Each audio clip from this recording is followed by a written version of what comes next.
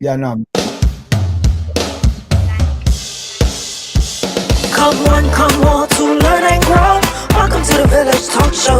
Come on to learn and grow. Welcome to the Village Talk Show. We discuss what people need to know, empowering them to learn and grow. We discuss what people need to know, empowering them to learn and grow. Give praises to Jehovah, from whom all blessing and knowledge will flow. Blessing and knowledge will flow. The Village Talk Show, dedicating to empowering the community to live a healthy, safe, and financially capable life, helping each one of us in realizing our dream at any age, any point, starting from today, day. Success. Come on to learn and grow. Welcome to the Village Talk Show. Come on to learn and grow. Welcome to the Village Talk Show. We discuss what people need to know, empowering them to learn and grow. We discuss what people need to know, empowering them to learn and grow. Success is not spoken, it is done. Success is done. Come on now. The Village Talk Show. Talk Show. The Village Talk Show.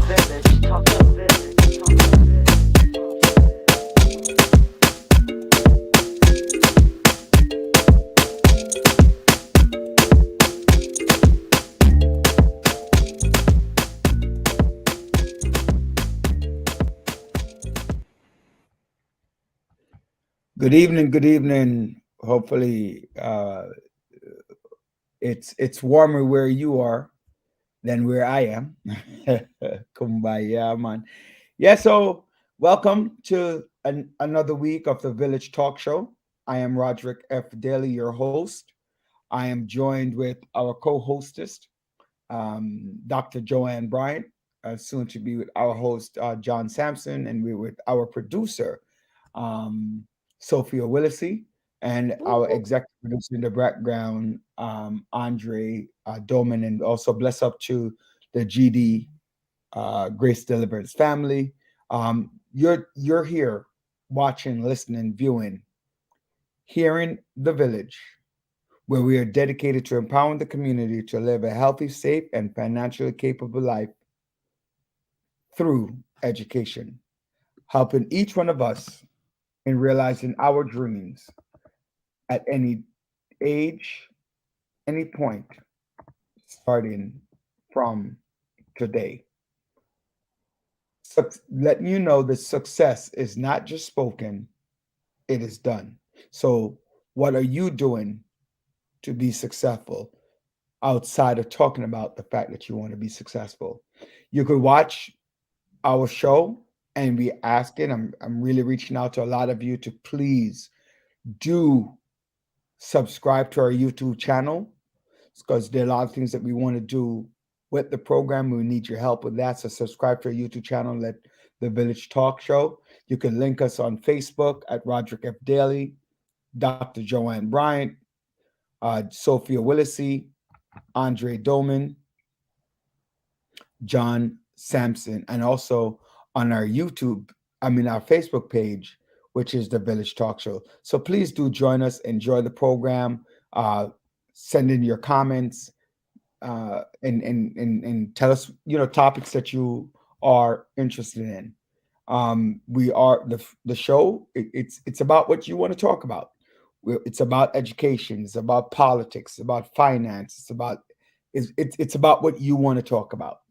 Anything you tell us, we'll look it up. Try to get us a nice guest speaker, who's knowledgeable of that. And one of the things I love, Dr. Bryant and Sophia, is that we look at people within our community, people that you might not have recognized. They don't have what we call big names that we're looking at, but we're looking at, people are very knowledgeable. And sometimes, just like background education says, it's if we don't do things to let people who look like you and I let other people see that, sometimes they get confused because they see the people on television and they don't know that the local people within their communities are doing the same thing. So, Dr. Brian, welcome. How are you doing? Another Hi. week? Yes, yes. Another week, another wonderful, wonderful week that we get to enjoy. Beautiful weather out here, so you can keep your cold wherever you are in Serbia. But we, on this side of town, are enjoying the weather.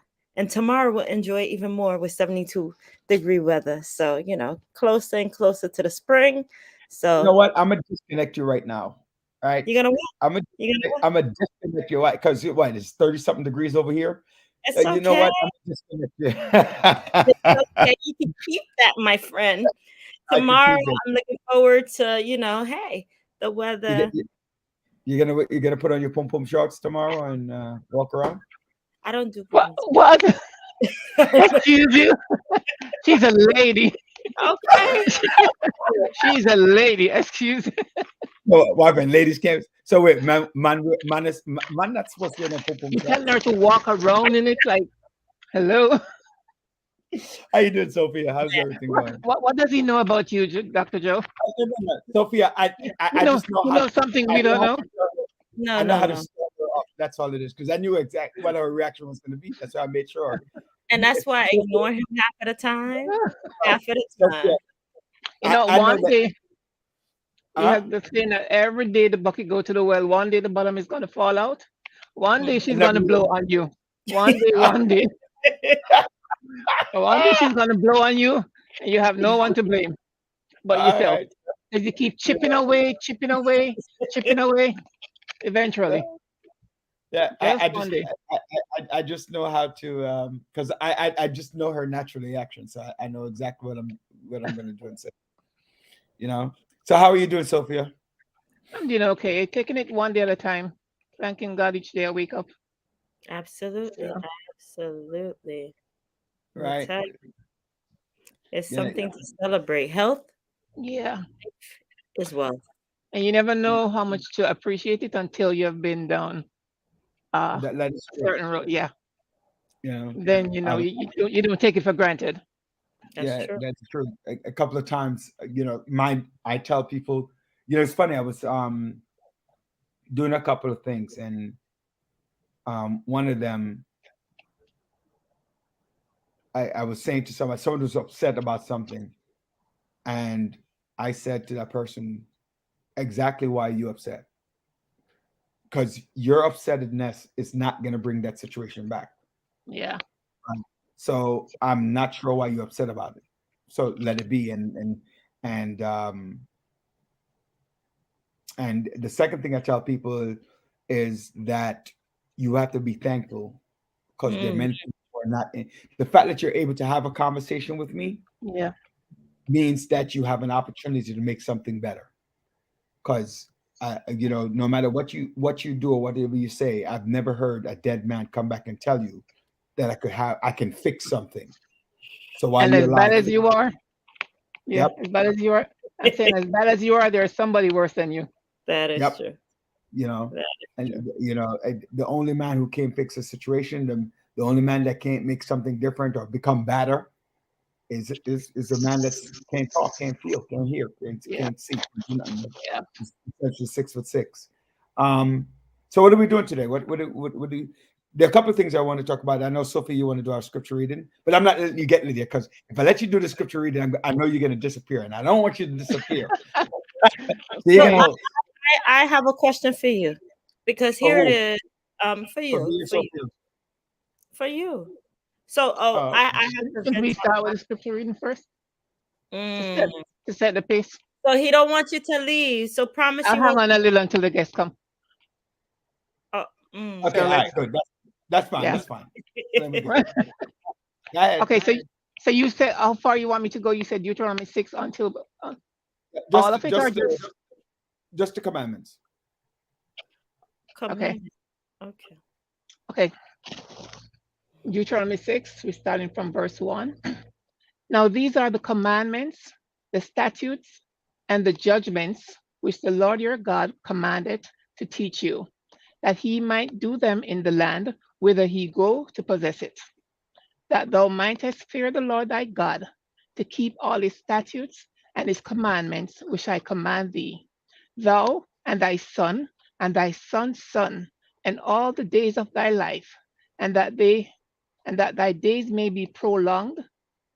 Okay. Hear therefore, O Israel, and observe to do it, that it may be well with thee, and that he may increase mightily, as the Lord thy God of thy fathers had promised thee, in the land that floweth with milk and honey. Hear, O Israel, the Lord our God is one Lord, and thou shalt love the Lord thy God with all thine heart, and with all thy soul, and with all thy might.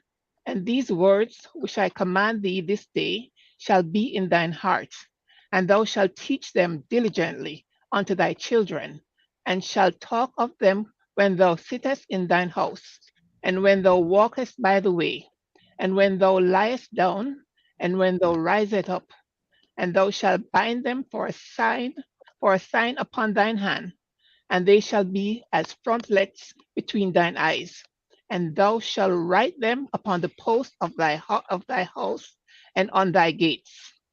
And it shall be when the Lord thy God shall have brought thee into the land which he sware unto thy fathers, to Abraham, to Isaac, and to Jacob, to give thee great and goodly cities, which thou buildest not, and houses full of all good things, which thou fillest not, and thou dig which thou diggest not, Can you vineyards and go, olive Sophia, go to verse 13? 13, and olive trees which thou plantest not, when thou shalt have eaten and be full. Then No, be I'm saying, no, beware. no, That's no. 11. I'm saying read verse 13. Oh, just jump to 13. Thou shalt fear the Lord thy God, and serve him, and shalt swear by his name. Ye shall not go after other gods of the people which are around about you. For the Lord thy God is a jealous God among you, lest the anger of the Lord thy God be kindled against thee, and destroy thee from off the face of the earth. Ye shall not tempt the Lord your God, as he tempted him in Massah. Ye shall diligently keep the commandments of the Lord your God, and his testimonies, and his statutes, which he hath commanded thee. And thou shalt do that which is right and good in the sight of the Lord, that it may be well with thee, and thou mayest go in and possess the good land which the Lord sware unto thy fathers, to cast out all thine enemies from before thee, as the Lord has spoken. Thank you. And when, okay, uh, Uh, there in the reading then. thank you. Okay. Um, so, ladies and gentlemen, I don't know if that needs to be explained, right?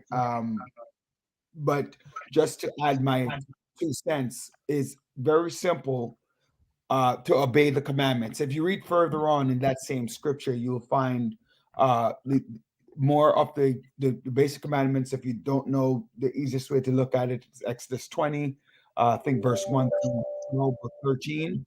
Um, and to know all of the Ten Commandments. But the most important thing is that we have to learn to give God the honor and the praises, to be thankful, so that in this particular scripture we're talking about Israel, but in life we're talking about heaven, and living with Christ, our Lord and Savior. So know that know that we should not hold things above how we hold God, because, or even close to how we hold God.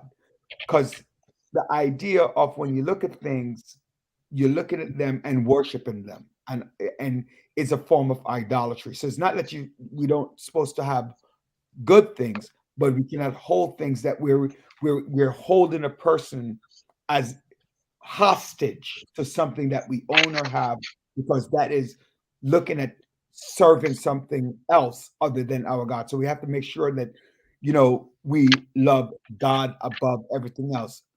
Treat people um in a way that represents godliness, and treat things not as the way that we should look at God, and making sure that we keep that he shall not tempt the Lord your God, right? Don't do that. Don't swear against his name. I hear a lot of times people say, I swear to God that.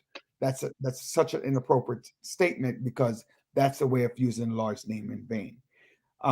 So just keep his commandment and just keep worshiping him, because God will keep his covenants with you. So thank you, Sophia. You're welcome. What was the question you had to me, Sophia? Doc. I want to know. Actually, I'll ask you off air. I'll ask you off air. You can ask me on here unless It's okay unless you because ask, you won't unless answer. you ask me about my pom pom shorts. Then other than that, Lord have mercy. Wait, can you Lord. see my back? Can you see my back? I was trying to get a nice. Or A is mirror? it like? I see a mirror. Is What that he No, it's has not. on now? What he has on now? No, it's not the mirror. It's actually the we window. see your But you, screen? No, we see your oh, screen. you can see. I was trying to show you the backdrop. Like, so Go back there.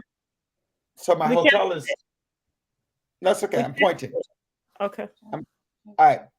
So, like, I'm literally on like one of the. So I didn't know this before, but Belgrade is separated into two Belgrades. Before you go, can you tell the viewers where you are? Because not Exactly. everyone know where you are. Yes. So I'm in Serbia, Okay. right? I'm in Belgrade, Serbia. My wife said I said Belgrade, and she told me it was Belgrade, but I know it was the other way around. But women are never wrong, so I was wrong. I said I'm Belgrade, glad you corrected yourself. I'm glad you right? corrected yourself. Right. So I'm in Belgrade, Serbia. So and we got robbed. I forgot to tell you that too. And we got robbed. So I come What? back to how we got robbed in a minute. Hold on. Hold What? on. So why are you there first? Wait. So there's something called Diamond League games. So if you're a track Oh. person, Oh, okay. right? So there's Diamond League games in Okay. Belgrade, right? Mm, mm. And so the city's divided up into two. So there's old Belgrade and new Belgrade, right? So old Belgrade is where all the old Money. edifices are. No, not money.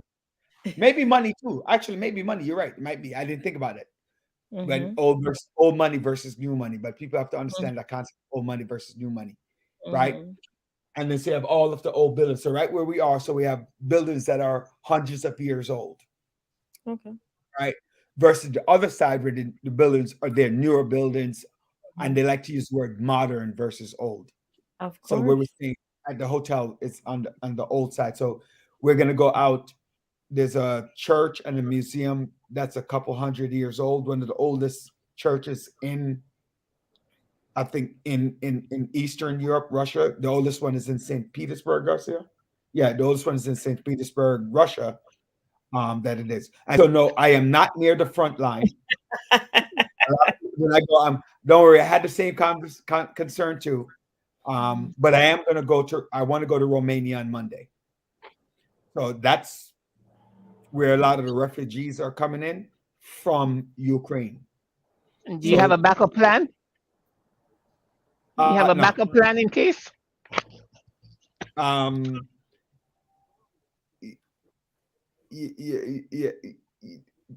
in case I No. get picked up, no, I don't. What I'm going to do, I'm going to have a driver. Oh yeah. So let me tell you how I got robbed. My wife, the cheapskate, Oh, is Lord. why. You see how he blamed the negative thing on his wife? Ladies and gentlemen, have you noticed? Okay. So you want to hear why? So we had an original plan to get from the airport. But normally when we travel, we take an Uber from the airport. That's actually a very good thing. So people learn that. Don't use the service, use an Uber. She probably thought, I'm going to blame her because this is her trip, not mine. So that's why I'm blaming her for everything. Everything positive is her. Everything negative is her, because this is all my wife's trip. I Okay. had no, Serbia is not on my bucket list. Mm. Okay, it's of places I want to go, but Russia was. I don't think it's on my bucket list right now. Right? Mhm. But anyway, so we're at the airport and Mm. we're taking a cab to the hotel. Mm. Now, when Garcia did it, the guy said you could do 40 euros to for them to give us a limousine type car, like a black car. Right? My wife goes, "Oh, that's too much money." She's an accountant. So accountant look at every damn penny. Right? So it's $40. It's like, oh, it never costs us that much. So we jump into a cab from the airport. When we got from the airport, it cost $9,456. Mhm.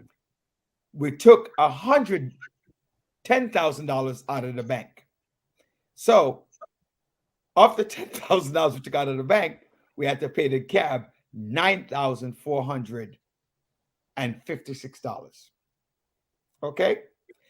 So now we ended up paying $5,400 more than we would have paid if we had just used the black car. My cheap wife cost me $5,000. Do you think I should bill her for it? Okay, Roderick, that's your story. Is she willing to come in and give her story? That is the story. Her She's right here. story. She's Huh? right here. That's your story. What about her giving her story? It's right here. Okay, wait. There's Did two, I? Wait, there's on two the story? sides to us. There's two Wait, hold sides on, to the hold on, hold on. story. Wait, In the wait, wait, It's hers wait, and the truth. wait, Sophia, she's right here. Hold on. Which is the story that's not correct? I have nothing to say. She giving you that one. She can't be bothered. She's so tired of you blaming her. No, but we She's both like, missed let out. him have that one. Let him have Wait, that wait, one. but what's interesting about it, right? What's so interesting about it? We kept asking the guy, "How much is it?" He goes, "Oh, I have a meter." How much is it? He goes, "Oh, I have a meter." And you know what's funny about the meter too? We never saw it. Oh, So the meter was flat on the middle console. It was face down. oh, So whatever it is, he could have added an additional very good. $5,000 because you And know you how in just New York, paid him without asking to see it. well, we saw the meter, But you should have but took a picture of the meter before you got in. right. So we didn't know. Like we should have said, "I want to see them." You know how in New York City, when you see the yellow cab, you actually see the meter at the front and see the price go up. No, it's flat down. Well, you live and learn, Nine right? thousand. Live and learn. 9,000. Live and learn. Live and Mm-hmm. learn. Vivian said you need to defend yourself. She didn't defend it, not because there's something about the story that's wrong. What is this? Anyway, What, Everybody knows. Everybody's used to your crying now. The boy yes, who cried wolf. yes, all the time. They do have to leave Garcia alone. But no, I'm just blaming her. It's not really completely her fault. We didn't know we were going to get robbed. And so now we want to go someplace else. And she's like, "That's all the money we had." It's like, but the exchange here is like 100 to 1. I feel like Oh, I'm in a Caribbean country. wow. I just put up a video on Facebook for people like you're out there watching it of how we just went to dinner upstairs in the hotel on the rooftop, right? And they did something. They did a fish, so we had fish, right? And I didn't know this. So all of us people who eat fish in the United States, they showed us a way to debone the fish. So And he what type of deboned the fish? uh What type of fish? What type of fish was that? oh, I don't know. I think it was like saltfish. Oh, A saltfish. Not the one that we eat, saltfish, a whole saltfish. okay. What kind of fish is it? I think he said saltfish. I think he said the saltfish. The actual saltfish. It Oh, was a fresh fish from the sea. I know it's a Salt fish. Do you know what saltfish is? I know what salt. Okay, so my wife is looking at me like I'm stupid. Like she's thinking about like the saltfish that we cook up in our food. That's not, but I guess she doesn't know that the sawfish is actually a whole fish that You actually talking about cut. SAW, SAW? No, not S.A. The saltfish is Is how there, they call it one codfish. That's the same one they call the codfish. yeah, Yeah. but I don't know which one it is. I can't tell you which, but it's swordfish. No, it wasn't a swordfish. Swordfish has a spiky mouth. Anyway, whatever the fish was, is a whole fish, and how he cut it up. So it was pretty good. All right. But it was What it time was is it over there? huh? What time is it over there? It is late. It's 12:30. We're 5 hour different. Oh, So what's going on? What's going on in America since I left? I hear your boy's going crazy. Your boyfriend Sophia, who's that? Vladimir Putin. You know? I heard your president finally come out and said that The war hero. that he's committing war crimes. Mm-hmm. And he's a war I criminal. don't know. Yes, a war criminal. It's really sad. I mean, I'm looking today, even at this guy, his wife and kids, they had to be separated. And then Mhm. by the time he got a video, a picture. That's how he knew. He recognized his kid's backpack and the wife. When she said, "Okay, we gotta separate. We'll meet again." The wife and the kids died. It's like, yeah, and Oh, he's just looking like he's Oh, so sad oh, because they left to go and then he stayed back. And then he said from the picture that was sent, he could have recognized with the crowd of kids and the people who died. He my God. right. recognized his kid's backpack and the clothing that they were wearing. Oh my They God. were Oh dead. my He's God. like so devastated. It's And for really what? We think for about what? it. For what? Is it for power? Is it for more territory, land? But when you're bombing everything and destroying everything, you're not gonna have nothing to build. To say that, hey, I'm in charge, to rescue what? You're not rescuing anything. You're harming, babies and Yeah. adults. And this lady, I saw this lady online. She was like, oh my God, I used to work, and she stepped out and her leg exploded with one of the I guess one of the mimes that they had placed. Um and she said, now I can't even work and I have no place to live. They bombed Yeah. her house, they bombed everything. And to imagine, you wake up one day and you're under attack, you know, No, for no reason, no no reason. apparent reason, your life turned upside down. It is something to, I can't I, even fathom. I And it's mean, just yeah. thankful, that we're not there, that we're not Yeah. going through that. But the Mm-hmm. fact that China is getting, not really is supporting more of Russia, that's a little troubling. That is a little troubling. Hey, they're going to be supplying. Again, I go back to what I said. I've said it more than one time. Mm-hmm. America is the only country that you can Right. get on national television and criticize the president. So all the Mm, people in the world who think that America is the worst country, I need for right. you to go talk to that newscaster who got fined, Yeah.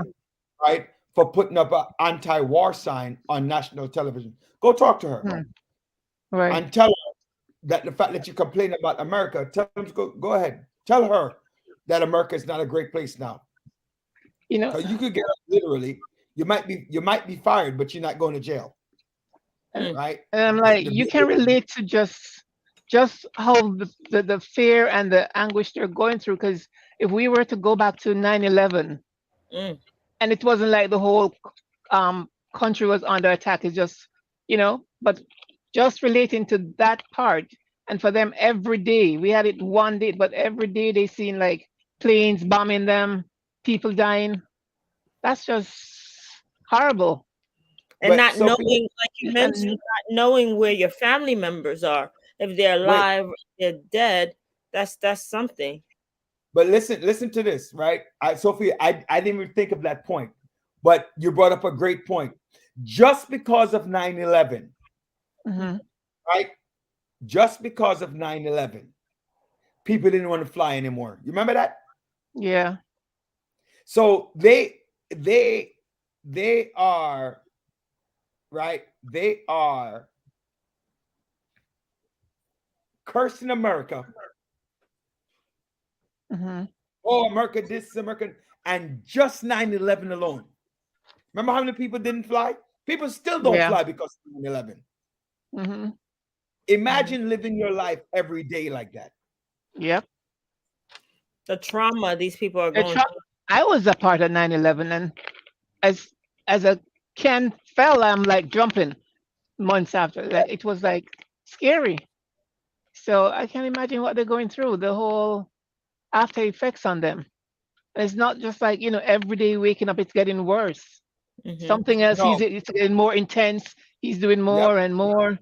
And what do you think? Do you think the president is doing enough? Should we, you know, in Somebody just in asked this fear of question, us right? getting like drawn into it? Like, how do So we deal with this? there's a comment here. Are you suggesting that people in power or leadership positions are immune to criticism? No, that's not what I'm.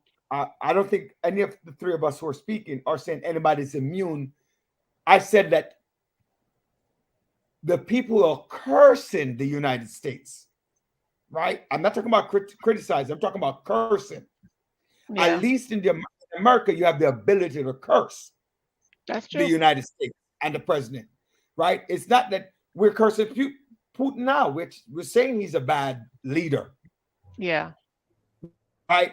But if we were in Russia saying the same thing, and do it the publicly. consequences will be different. Yeah, That's all we're saying. And and Monet, this is a good point. Men are required to stay back and fight. Women are also staying back now. They're returning. yeah, They're making sure that their children are safe. And then once the children are safe, they're returning to the war zone, just like when we had World War II in the United States. I just hope that it's not like how it was, especially for black men in World War when we were in World War II, Korean War, and Vietnam. When we returned home from the war, that they were not treated respectfully. I'm just hoping that people yeah. understand that to be given the same dignity. That's the only hope. That's But true. they're fighting, you That's know. true. But I the Putin obviously shot back, saying that the United States better be careful because they know what's good for them, right? I guess it's a little there, Yeah, of course. Why not? you know. But it is what it is. The other thing that's in the media, we're gonna get rid of daylight savings time probably Yeah. start What do next you year. think? What do you think about that? I like it. I hate standard time.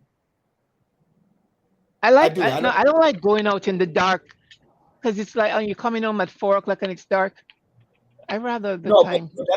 that in daylight. Okay, so daylight savings time. Okay, so I don't know if people know the background a little bit off the back. I don't know all of it. I know some of it. So what happened was in history, it was an issue around the farmers, right? So the farmers needed to remember farmers are early risers. Hmm. So you need to go out and plow the land really early in the morning. And so what happened with daylight savings time, the farmers needed, as it got later and later, October, November, you couldn't see. So they moved the time back an hour so that when the farmers go out, they wouldn't go out in the dark. But that means that in the evening, the sunlight, the the darkness would come earlier. Okay, so that's where the standard time versus daylight saving time came in. Now they put it in, and also they're concerned that children will be out because remember now with daylight saving time gone, daylight will not be until like 7 o'clock, 7:30 in the morning. So a lot of young kids who are going to school will be going to school later time. With standard time, it's like 6 o'clock in the morning. But then you come home late, like you're saying, Sophia. So the kids have sports, they have this 4 o'clock, 4:30 is very dark. But if you're in the West Indies, it's dark at 5:30, 6 o'clock anyway. So 6 to 1, half dozen area, depending on where you come from. And then and then it's the kids out there in the dark. So it works. That's right. You shouldn't be putting young kids out in the dark. That's your problem. You guys need to do better. Yeah. With the what's interesting? I have been looking for tickets for wonderful Florida, and they have lost their mind going to Florida. Wait. I'm sorry. I didn't realize our times. Our guest is here, and I know that he's campaigning. So stick a pin. We'll come back to that topic in Not a few a minutes. Let's move to our guest. Brian, Hello. I'm telling Welcome. you, Brian, Yes, sir. you need to cut that beard, man. Come here, honey. I'm Come trying. look at this guy. I'll only cut the beard if I lose the election. No, I don't know about that. I'm not even making it. I told no. Come here, baby. I want you to come look at this guy because I told him. Are you gonna come cut it on camera? Huh? Can you make a deal that if that's the case, he come on camera and cut it? I would say the opposite. Brian, I would say the opposite. I'm not saying that. I told my wife that she needs to stay away from me. So I want her to come look at you. Right? I want her to come look at you because I'm making sure. Right? She knows that you go to Albany. She's staying. She's not even going close to your office. All right. You're making sure. All right? Not to mention that you're from the West Indies too. And I told her about the allowance thing, right? That she gave me my allowance. Dr. Brian has approved. Dr. Brian. Oh, I don't know. Keep me out of this. Keep me out of this whole stuff with the allowance. You started this a few weeks ago. I did not. That was Roderick that brought up his allowance that he received or whatever. I am not a part of this. That is his comment. Wait. By the way, Brian, my wife is right here. So you haven't heard her say that she doesn't give me an allowance. I haven't heard that. Right. And don't even let me ask her for $20. Because if I ask her for $20, she goes, oh, there's a deduction in your allowance. Right? Wait, honey. Wait, why are you being so quiet? Like I'm saying something that's not true. Look, she's over there giggling. She knows. My allowance per month. So what's going on, man? How you doing? I know we had that bad connection last week, so we had to sorry about that. I got the Wi-Fi situation fixed in the office. So definitely making sure that I was here for you today. It's been a busy couple of weeks. I love this fan, by the way. That's the same one I have in my house. So I love that. Yeah. It keeps me cool. I actually moved it right to the living room in my house. Yeah. Because it's kind of cool. So let's get right to it. You're running for Assembly District 43. Yep, that's in correct. Brooklyn. Yes. And one of the things I was saying to you last week, which I didn't get out, that this is your second run for office. Though you were not successful your first run. Mm-hmm. What you did on your first run was remarkable, right? Thank you. You went up against somebody who replaced an icon with Congresswoman Yvette Clarke. Yep. And then was replaced by Dr. Matthew Eugene. And then you went up against him in 2017. And he was at that point a two-term incumbent plus two and a half. Right. That's what I was about to say. Plus the remainder, plus he had literally 3 years. Yeah. Right. Almost 3 years off Yvette Clarke's term. So you were looking at somebody who's 8 years in office, plus an additional 2 years in office at minimum. Right. Yeah. And to beat him by such a small, to lose to him by such a small number. It shows that people in the community appreciate what it is that you have done and that you have already left a mark on the community. So let me give you an applause for that. Thank you. Thank you. I mean, the other thing that people forget about Dr. Eugene, former Councilman Eugene, was he was also a historic figure for many Haitian Americans and a great deal of national pride both locally and the Haitian community, because he was the first Haitian American elected ever in the state of New York. So that was an enormous hill to climb. But I think we trusted ourselves, we trusted the voters, and we knew that the issues that they were talking about were the issues we were going to focus on throughout that race. We plan on continuing to do that, whether elected or unelected. Definitely want to make sure we center the power of the people, because it's greater than people in power. I know it'd be a hard reach because he's probably still a little bit upset, but has he decided he's going to support you for this run? No, I haven't heard much of him since he termed out of office. I have been working very closely with his successor, Councilman Rita Joseph, who has been a phenomenal councilman so far, just in 3 months. The chair of the Education Committee, and someone who's endorsed me in this race, and someone I hope to be a partner with in government. So shout outs to Rita Joseph, who's doing an incredible job in protecting our children's education, particularly public school children. All right. What are some of the issues that you come across in the community? No, great question. I think, there are a couple of things. Dr. Bryant, you'd appreciate this, but mental health is a huge thing right now that's happening in our community. I think just over the last 2 years, people haven't been outside, right? And people have been inside a lot. And in many ways, many people are tapped out. During the pandemic, folks don't realize this, but 2 budgets were severely cut in the city council. One was the sanitation department's budget, and the amount of garbage pickup. So if you notice a lot more garbage in communities, it's because that was reduced during the pandemic, and also mental health services. But overall, the sentiments, and the sad part is some of the things that I ran on in 2017 are still some of the same issues people are experiencing 5 years later. Housing is a huge issue in our community, in terms of both for renters, who the cost of housing is up exponentially, maybe 155% in the last 10, 15 years. For property owners, their property taxes are up. And we just don't have enough affordable housing support the people that live in the communities with their incomes. The other thing is obviously health and mental health. I talked a lot about the mental health component earlier, but also women's maternal health is a big thing. My wife and I had published recently a Medium article talking about our own maternal health challenges, and the amount of emails and text messages and phone calls we got from women who live in this community and throughout Brooklyn that have been experiencing the same issues without the hospitals giving access to quality care or early detection on some of these things are challenging. And the other thing is criminal justice. Like just yesterday in Hawthorne and Flatbush, a young man was brutally stabbed to death.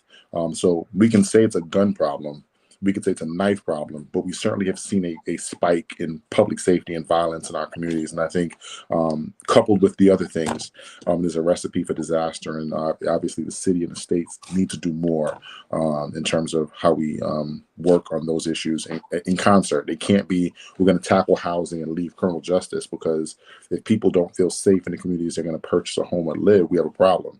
If people's mental health and physical health isn't taken care of, then we're going to have other issues. So, we have to attack like an octopus and get at the center of it, which is the inequality and disinvestment from community, and then begin to attack the tentacles, which are the legs and all those sub problems that are creating communities. So, I'm sorry, you mentioned mental health several times, which is actually so important to me. But with the whole cutting, you mentioned that there was a cut to it. You wouldn't figure that during a pandemic where people are inside of their house, inside, not leaving places, they're going nuts inside, just not getting out, that would be an area or avenue that they would cut. Unfortunately, the effect of that we're seeing today. Would affect crime. And what would be some of the steps you would take in regards to helping to fix this problem? Well, first of all, let me just say, we started the broadcast talking about my loss 5 years ago. And many people don't know, I also published this because I'm very open. I think leadership has to be transparent. It has to be, if you're going to be transformational, you have to be transparent. I suffered with a great deal of mental health issues after that race. It is one thing to lose in private, but another thing to lose in a very public stage. And I wrestled for months and, had to, with the help of my wife, began to seek therapy, and I think that's a huge thing. By and large, one of the biggest problems that the state government can do to impact people's physical and mental health is by creating access for healthcare for everyone, and also making sure that healthcare doesn't just include one's physical body, but also making sure that the healthcare that people are given also covers mental health. I am a spiritual person, so I believe that people are threefold: their body, spirit, and mind. And you need to nurture, and finish, and take care of all those three parts of yourself. And certainly having healthcare is a strong start, I think, in access to healthcare, not just a healthcare card, because many of us walk out a card in our pocket that says we have healthcare.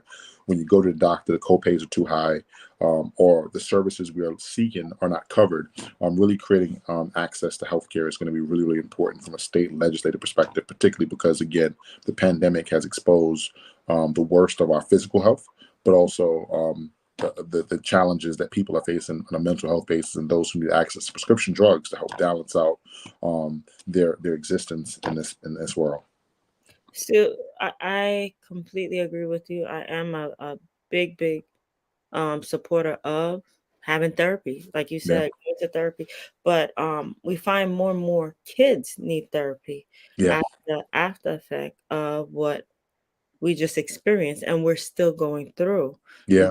Um, if we And don't take time out to just have a conversation with children to check in to see where they're at, I understand that, hey, you check in as educators, you might check in as parent, but you really um don't know the full impact yeah, that the whole pandemic has on children, and it triggers on so many different areas.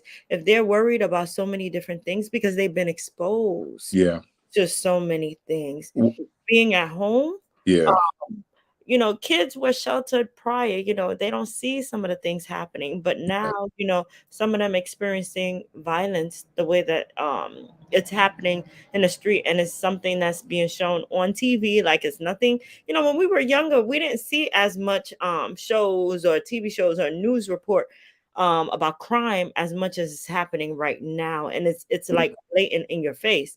In addition to that, you know, um unfortunately, with the pandemic, you see a lot of abuse. You yeah, see a lot of relationship that crumble. yeah, So some of these kids are suffering from, hey, maybe their parents are not together or yeah, whatever. Whatever's happening at home is impacting them just overall. yeah. And No, that's where I couldn't agree more. I mean, and part of it is earlier today, the UFT actually endorsed our campaign, and it was a fascinating endorsement for me. It was UFT and also right. the NYSTF. Thank you. And part of the endorsement why it was so important to me was that I began my political journey working with young people in schools as an advocate counselor, and advocate counselor for a school that was considered a second chance school, or kids who were overage, undercredited. But I Mhm. believe that counseling should be available to all kids. I think sometimes we put kids in a box and kind of say good kid, bad kids. Bad Right. kids need therapy and good kids don't need it. They need Right. academics. We have to really create a more holistic approach to education, and making sure that the social emotional piece of education is also important to feed and encourage and work on in the school building. Emotional intelligence is not something that a lot of folks have, particularly young people. They're cues they miss, and if they don't have that guidance and that support, then they miss it. So certainly something that we need to push in all schools to make sure we have access to counselors and advocate counselors and guidance counselors as well. Quality counselors. Quality, yes. Thank you. The Um, word so, quality. well, I think in life you need quality in everything, but you have good, bad, and ugly. In your, I'm not sure if it's right at the borderline of your district, um, but I think it would be the district that you're representing, right at Utica Avenue and Eastern Yep. Parkway, the train station. That's Yep. the 40th, right? Yep. So I just got the Attorney General's tape, and Dr. Bryant was talking about mental health, and you were talking about mental health. And I bring this up, story, because it's not gonna die with me. Your And the student. conversation is the conversations will continue, just like you're bringing up Dr. Bryant. This is a very big deal for her. So one of my former students was shot and killed by the police, and the tape was just released. Mm. by the AG. His name is Ernst Pierre.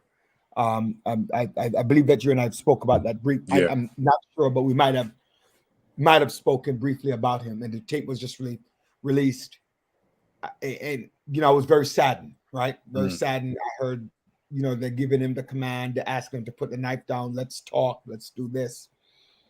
I just feel like, and I hear the fear, right? I hear the fear of the police officer as I'm listening to the tape. Mm-hmm. So did that make me nervous? Absolutely, right? But it goes back to Dr. Brian's question. How do we get to the point? Because I think it's multiple prong, right? The issue. One is to have a Black community identify that we do have mental problems. Yeah. And it's and going to church is not going to get rid of it, right? Yep. Go to church, God will heal you. That's not going to work. Yeah. Right. Yep. I always remind Christians, God gives man the wisdom and the knowledge to help you overcome whatever it is. Like I look forward to you becoming an elected leader. Yeah. Right. Because I say God is going to give Brian us. Yep. Help to make the decisions, the policies in office to make sure that the 43rd will have a positive representation. Absolutely. Right. And like I said, I don't know what your relationship was like with Diana, but I would say Diana gave. Right. That's why she came out of nowhere and won it. Right. Yep. Yep. So when we address mental health, we also have to address our community. Yep. To accept that there are mental health issues in our community. Absolutely. Revisit how policing is done. Yeah. In our community. And I think, I don't know if I'd ask you this question because I know you've been on a couple of times. I don't know if I ask you this question, but have a mental health registry, just like you have a sex offender registry. Yep. We have had this conversation. Yeah. But you know what? How many people would actually sign up for it? That's the thing. But my question to Brian, though, is would you be willing to champion, right, a law that would require a mental health registry? Not whether or not they sign up, because a lot of people don't want to sign up for it, Dr. Brian, because like I said, a lot of us Black folks, Caribbean folks, don't want to say that we have mental health issues. Right. Yeah. We're not willing to go public. I mean, it's just like my situation. A lot of people don't go public with the situation like I did. Most people keep it to themselves until they can't no longer say anything about it, or it's too late. Yeah. Right.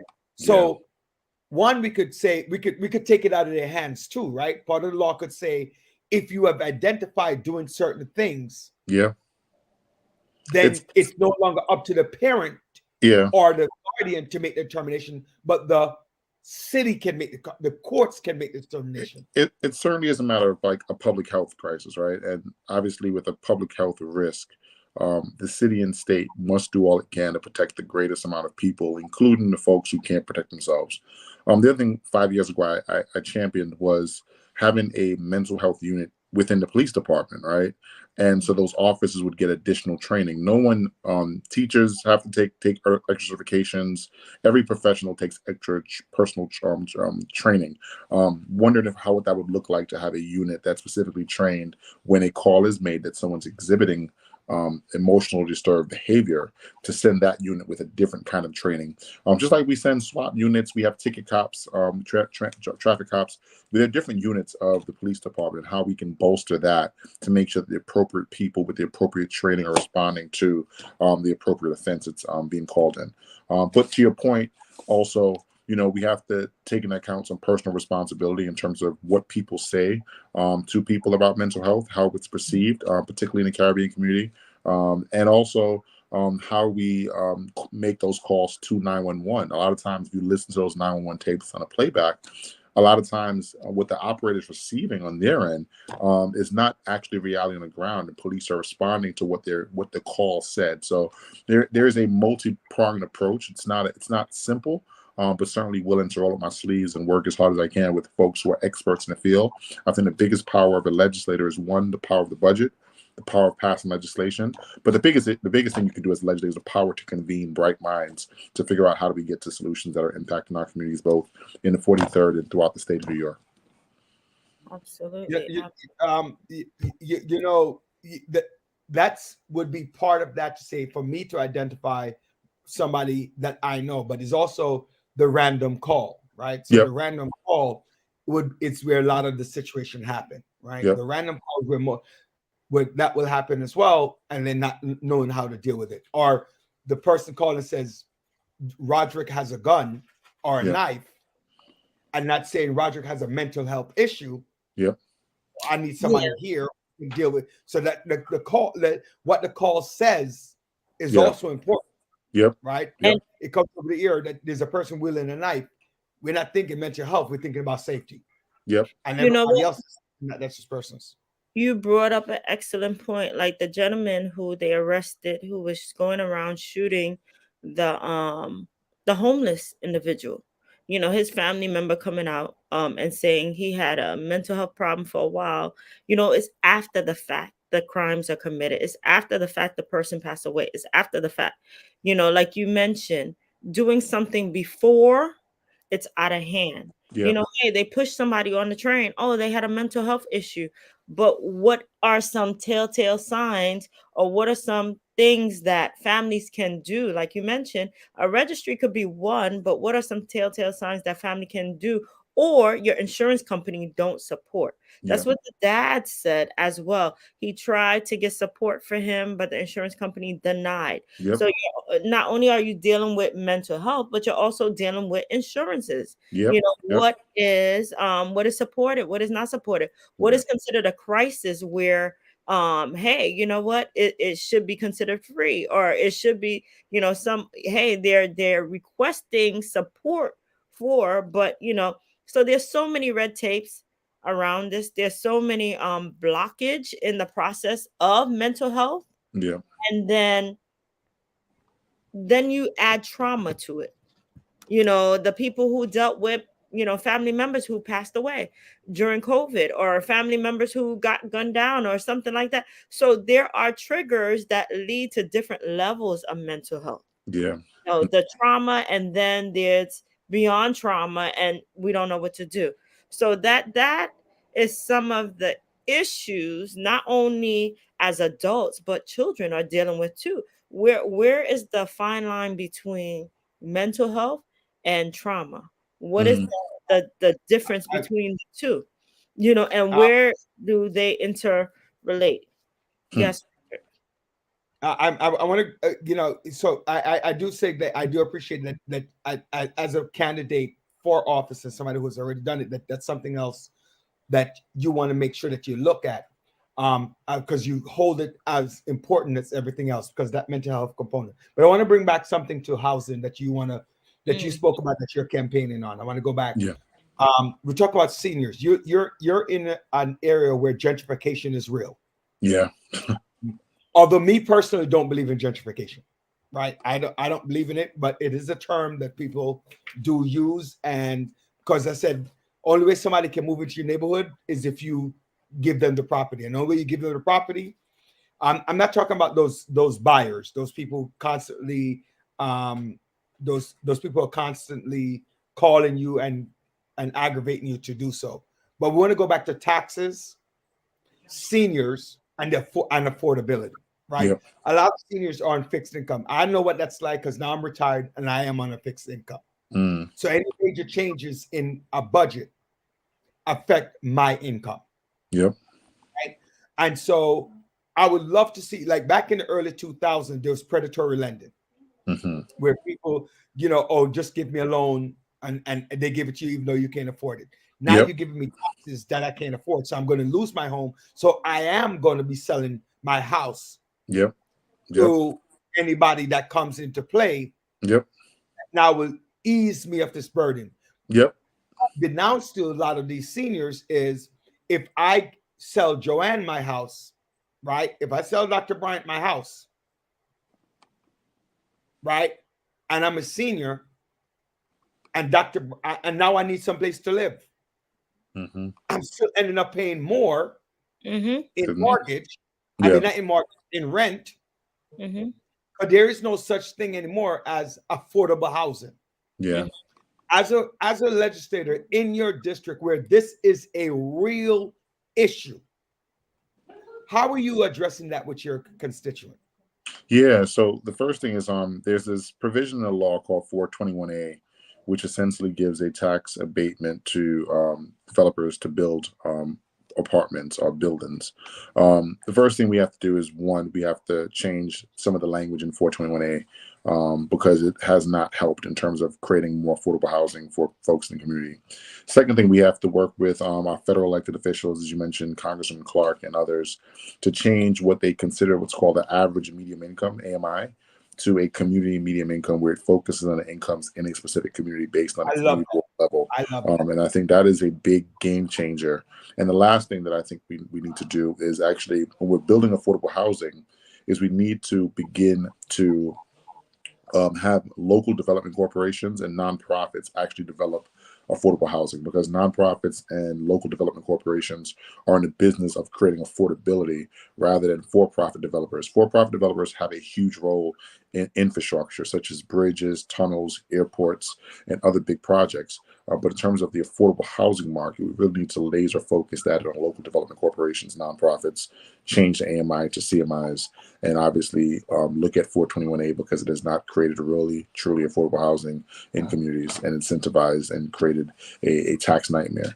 The other thing people don't talk about, and it's a kind of a geeky thing to talk about, is property tax reform, right? We're not talking about property tax reform and how do we reform the property tax system for folks who have lived in communities for a long time, who maybe finished with their mortgage, halfway finished, but the mortgages or the property taxes have gone up exponentially. So the reason for their move isn't so much they can't afford their mortgage. Their mortgage is a fixed rate, right? Or fixed rate, fixed amount every month. But what has changed is the property tax, like you said, that throws off this fixed income, particularly for seniors, but even for folks who make a salary. Most jobs don't give you more than 3% COLA, cost of living increase, every year. So if the cost of living has gone up 7.5 or 10.5%, all of a sudden you find yourself, even though you're not on fixed income, your salary is pretty fixed and inflation is pretty high. So at some point there is no leveling out. So we have to really think about that as a city and a state, and how do we change the tax code, particularly on property taxes and small property owners. Yeah, because a lot of people are moving out. Yep. It's easier. You sell your $1.5 million home in New York, and you go across the bridge, or you go to the South or the Midwest. You buy a house cash, and you have an enormous amount of savings, and the property taxes aren't as high. And people, unfortunately, we're losing some of the best and brightest, and particularly now with a remote workforce. No one needs to necessarily live in New York City like they used to. Before, you worked in New York City because you can make the more income here, right? You also spent more, but you made more. And now you can have a New York-based job, be remote, sell your home that you bought for $230,000 for $1.5 million, and live in the Midwest. We have to figure out how to keep the best and the brightest in the city. Small businesses are suffering, and also our property values are also turning into, a lot of these single-family homes are turning into just hot sky rises in our communities.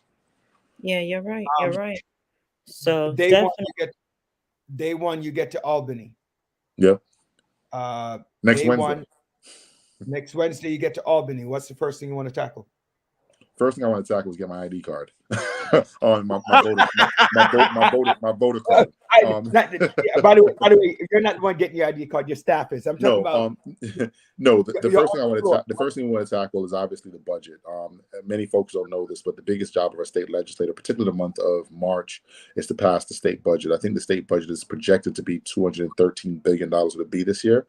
So the first thing is getting money into that budget for things like education, for supportive housing, for mental health services, and all those things that we mentioned as issues, healthcare. And then the second piece is getting that money out of the budget into our community.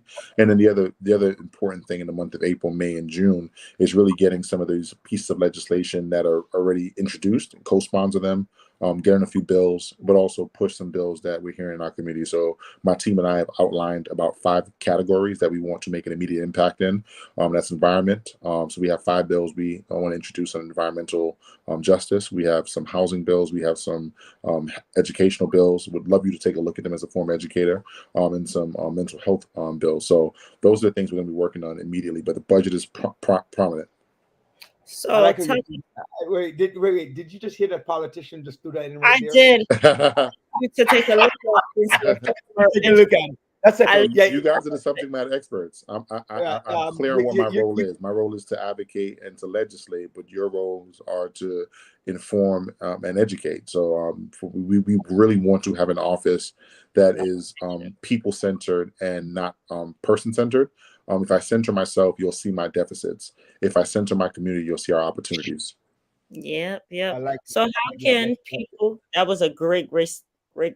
Please say that again. um, I I'm just forgot saying. I forgot what I said. Uh, No, if I center myself, you'll see my deficit. If I center my community, you'll see opportunities, and that's something I live by and I believe in. It's greater that Right. we get stuff done. I'm gonna put that down on paper. Let me grab my pen. Yeah, Absolutely. it's so important, right? That people have to know mindsets, right? Mhm. If your mindset is about meification, then you don't get things done, Yep. No. right? No. If your mindset is about what we can do, like collectively, Yep. I say to somebody, I'm not going to do your job, right? That's Yep. not my responsibility is not to do your job. I'm not going to be. My wife gets upset sometimes, right? I'm not going to mow my lawn. Yep. Well, I should, right? Because it will save money. So if I can, for that reason. But if I mow my lawn, if I do my own taxes, if I do my own medical, if I do this, then we as a community cannot survive, right? Because I my love that. profession is my profession is an educator, so I'm going to Yep. need a lawyer, right? I love I that. can't, right? I love that, and the reason why Yeah. I love that so much is because as the campaign intensifies, and what you're seeing a lot in some of the talking points of other folks is that they keep saying they're not politicians, they're not elected officials, they're not lifers. And for me, I often say, look, if I was going to a courtroom, I want a lawyer. If I was having surgery, I want a surgeon. If I'm going to Albany, I want a politician, someone who understands policy and politics and are able to bring people Exactly. together. And again, playing politics is one thing. Being a politician is an honorable profession that many have dishonored, right? But there's so many good politicians passing great legislation that have created access for people, healthcare, housing, a living wage. Those are people that we want to send to Albany, because those are Albany and the State House and Washington, D.C., because that's how we get things done, is by getting people who are tapped into, their minds are wired in a particular way to get things done, and are unifiers and people who are conveners. So how can Um, we support your campaign? What can we do? What's Yeah, the next so step? the most important thing is early voting started March 12th. So folks who live in the 43rd Assembly District, which is parts of Flatbush, Prospect, Lefferts Gardens, Crown Heights, and Wingate, should definitely go to polls. I know Saturday is going to be a very bad day.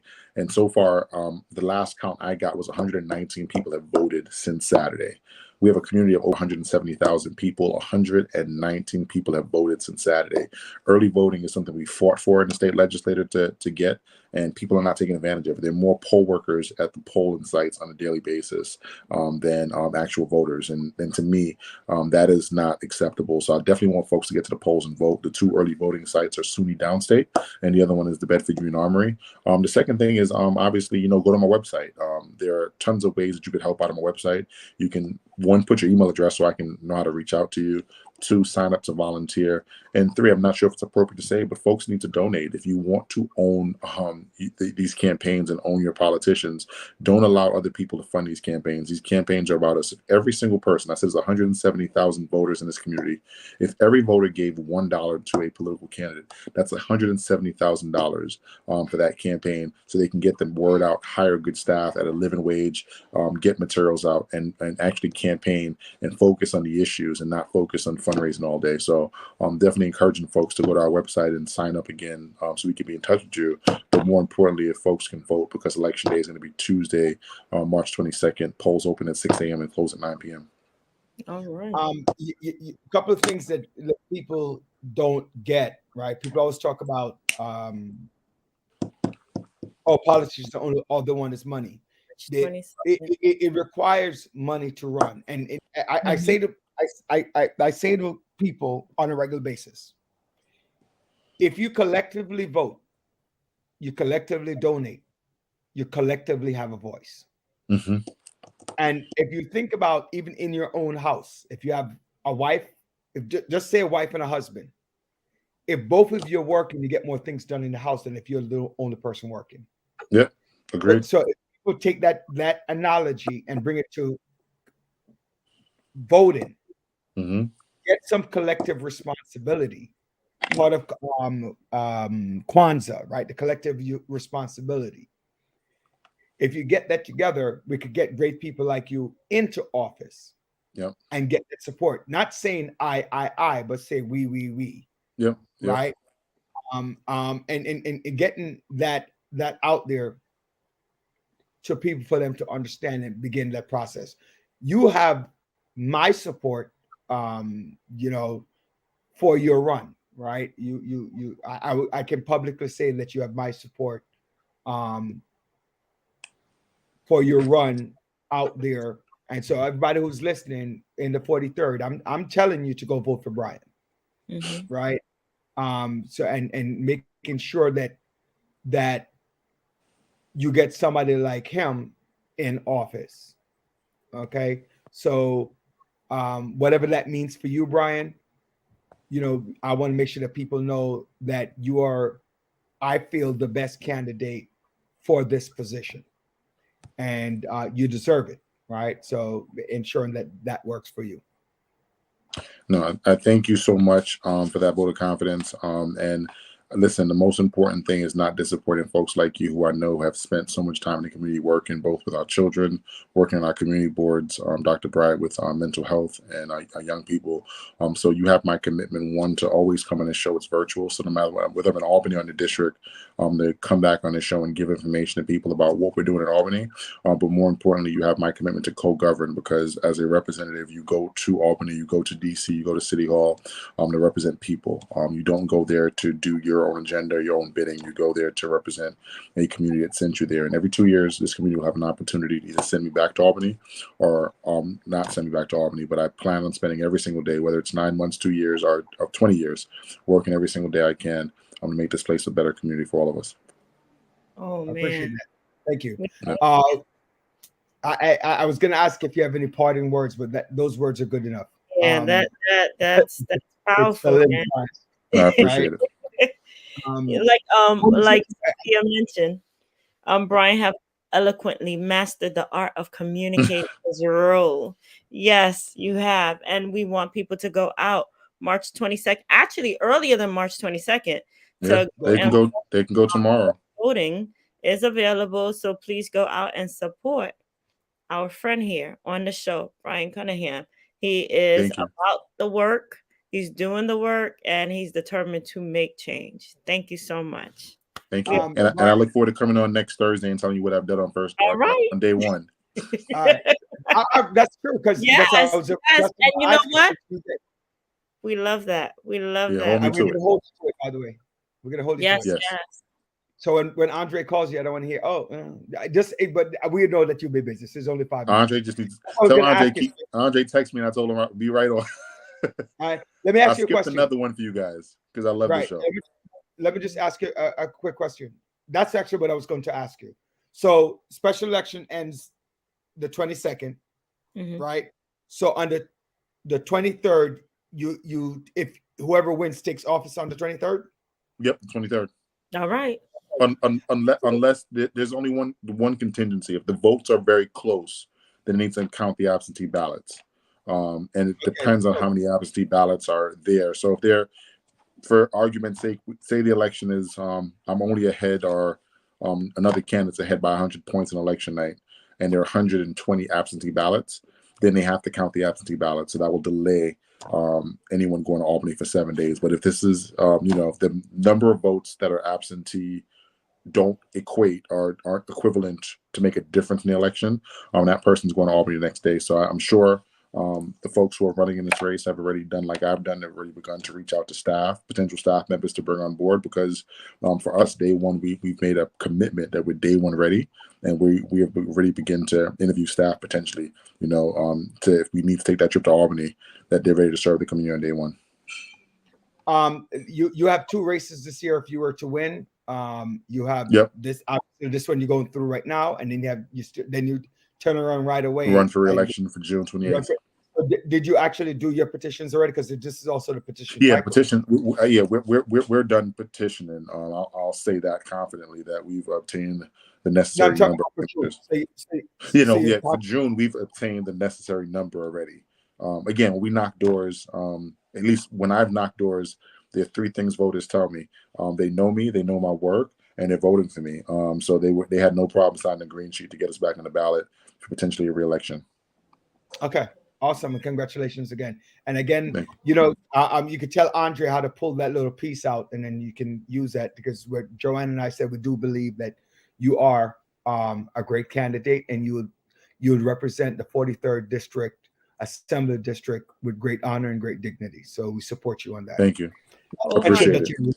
Not to mention you're a rude boy, so that works. Yes, Joanne, and wait, I'm in the indoor allowance. championship games, track and field, not Diamond League. Diamond League is in Germany. I was saying I'm in Serbia because of the indoor track. You know, you Jamaican people love the track thing.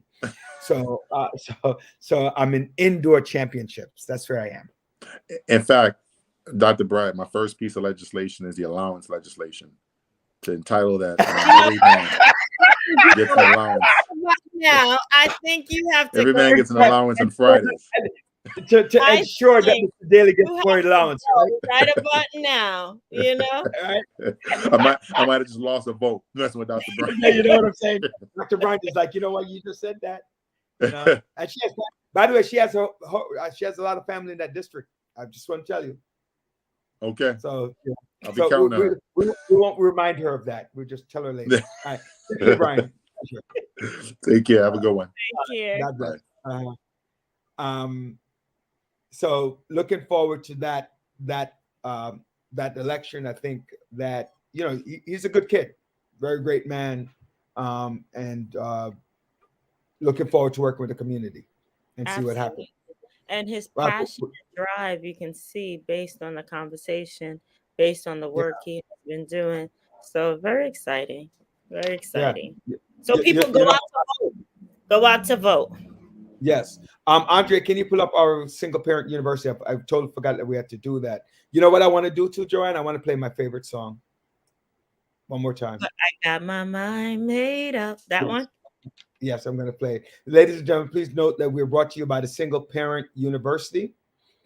Open admissions is going on right now. So course curriculum, personal development. The course curriculum is around personal development, mindful parenting, support seminar, financial management, nutrition, and wellness. You know, when you go, you get free childcare, transportation, social support hub, resume and cover letter writing, great exploration, and legal assistance. You know, a lot of times, thank you people for tuning in to the village. When we put something up there, this might not necessarily affect you, but you might know a young person who needs support on a single parent university, right? So do come out, do support them, right? And do send it off to different individuals that you know who need the help. You know, they're struggling. Whether you know, there might have been a teenage mom, they might have been, you know, there might have been anybody that needs help. There might be even older. One of the things that we find, Dr. Bryant, in our community, Andre could take it off, right? One of the things we find in our community is that people don't want to talk. We're ashamed to talk. We're ashamed to share our problems. But you know what? You know that somebody's struggling, so you send it out. Before you know what? Let's bring on Miss Player. Good afternoon. How you doing? You're on mute. You're on mute. There you go. I'm well. How are you all? Wait. Say it again. I love that. Say it again. I said I'm well. How are you all? Oh, I am well. I'm well. I'm in Serbia. I don't know. I'm in Serbia. Well, forgive me in advance for the lighting, because the lighting is harsh in this office. I want you to know that. Oh, my lighting is always harsh. Don't. You get that right. Yeah, that's our disclaimer for the night. Yeah, that's your disclaimer. We all can't have great lighting like Dr. Bryant over there. I Um, know. Must be nice. what welcome. You know, you kind of actually look like Olivia a little bit. Um, you know, you kind of My do. PR, my PR go-to person. I love Yeah, Olivia. yeah. She drives me crazy, but yeah. Uh, That I means love she's I doing her love job then, right? yeah. Oh man, we had many fights. We had many fights. Right? Well, she and I I'm haven't had any fights. I told her she's an expert. She tells me what to do and where to show up. I'm there. yeah. No, I'm gonna tell her she needs to start paying me. 'Cause how many fights we have? I'm not paying me for having great people. Just pay me for how many fights we have. For the fights. We're gonna I go get You know. straight. You're being rude. Please, Miss Monique, thank you for joining us, and please tell us about yourself.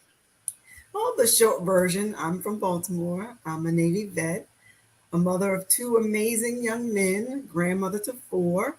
I'm less than 2 years away from earning my degree in aviation aerospace. Oh, I'm an very. entrepreneur. I'm a claims adjuster for property damage litigations, and I'm a domestic abuse survivor. Mm.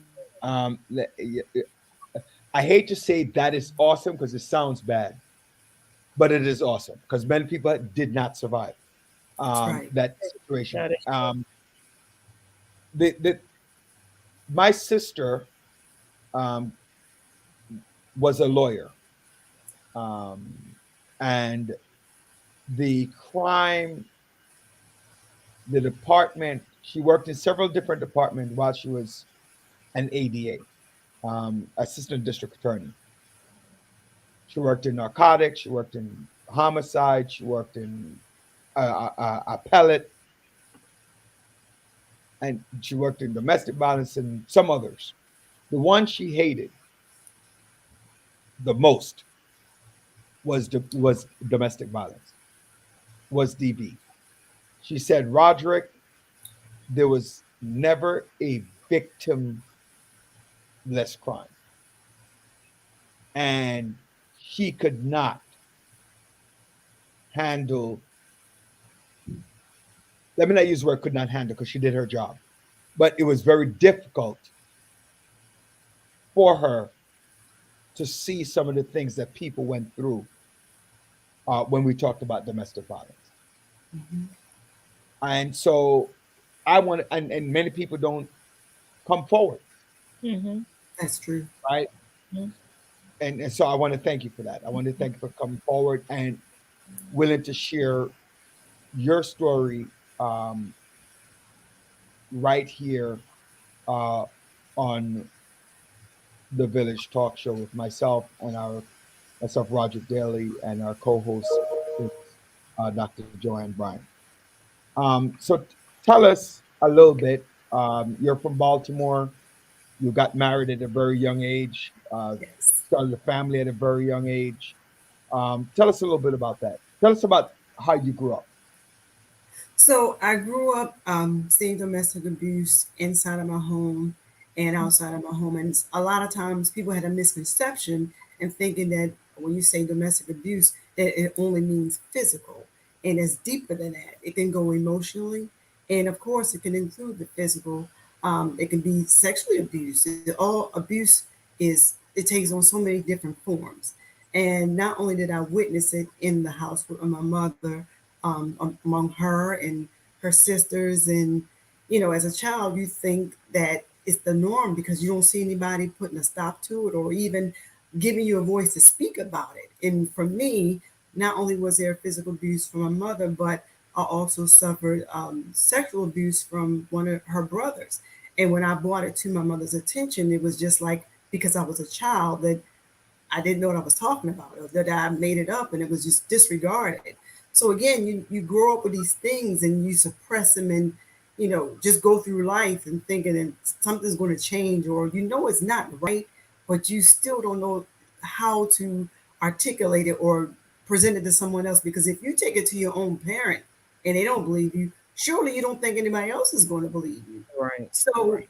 growing up and when I got my own family, I got married, and you think again, as a young mother, only thing I thought about, I'm married, I have my own little nucleus family, and this is the perfect little life. And then it's not.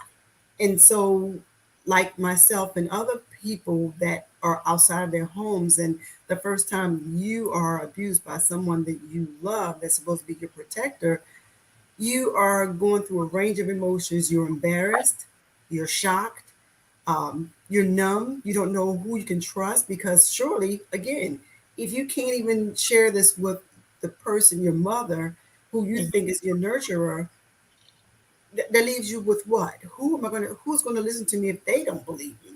Who's going to protect me if she doesn't protect me? So a lot of times, what people do is they condition themselves to accept it as the norm, or they try to make excuses Mhm. to protect the abuser. And you think, well, maybe I did something to bring this on. To, maybe the food was too hot, maybe the child was too loud, Right. maybe something in the house just wasn't right. And it's never you. It's 9 times out of 10 it has nothing to do with you. It's an anger that is already in them that could have been triggered from something on the outside. Right. But again, when you're young and you don't have the wherewithal to know how to navigate those things, as far as, again, it goes back to what you were talking about earlier about mental abuse. And if Mm. that person you're with has not even dealt with that, and then they bring it on to you, and then you got your own junk to deal with, you're just two messed up people trying to get through something you don't even know to have the tools to get through. The other thing I learned about is, I was young and I was a military wife. A lot of the women that were older than me that were going through it, they didn't want to leave. It's just like the sports figures, girlfriends, they're getting abused, but all they think about is the clout and the access it allows them to be privy to. And if they leave that person, that means they don't have the lifestyle anymore. Right. So it's more than just the guilt, it's the social status that they feel like they're a part of. But they're not the ones being protected, because even if they go and report it Mhm. to the military personnel, or to the team owner, whatever, all they care about is that soldier. All they care about is that sports figure making that money for their team. So Mhm. again, you feel like you're alone, and no one's going to believe you or listen to you, so you feel like you're conditioned to just take it. So I have a question for you. You mentioned some important key details, and thank you, like Roger mentioned, thank you for sharing your story. Um you mentioned that you were sexually abused. At what age were you exposed to this? I can recall as early as preschool, and it went on until at least 12 or 13 by this same person. And then not only him, my mother would take us to uh, different homes for her friends that did not have the best company in those homes either. So I would find myself running and locking myself in bathrooms or whatnot, and everyone was just thinking, what is wrong with her? She doesn't like anybody. Why, without even realizing there's a reason why I'm locking myself away. Hmm. And when you have a child that's acting out, and that was one of the things I always said, I wanted to make sure I paid special attention. Even though I had two boys, I Yes. felt it was my duty, my responsibility to know where they are at all times. So I was so protective, I wouldn't let them spend the night at one's house. Their That's friends true. in the neighborhood, you come to my house because I know who's in my house. I can watch you, I can see what's going on. But Absolutely. when my kids were out of my way, there was panic there. So they didn't start spending the night to people's till they got in high school. So when you were younger, did you I know that you said you it was heartbreaking for you to go and tell your mom, "Hey, this is happening to you." And for her not to believe you, and or just to dismiss you, because A, she might be in a stage of denial, of course, and B, embarrassed to deal with that as a parent. Um I don't know if your mom is still alive or whatever. Did she ever speak to you later on as an adult or maybe as a teenager about that, or just left that alone? What she did, she shared later on in life that she herself had gone through There you traumatic go. experiences. Hmm. And so again, in my mind, I'm thinking somebody had to break the cycle. And Right. if your child is coming to tell you something that you know you experienced, to me, and maybe it's just me, but if my sons were to tell me something that I know I've experienced, all bets are off. I'm going to protect my child. I'm going to The, believe my child.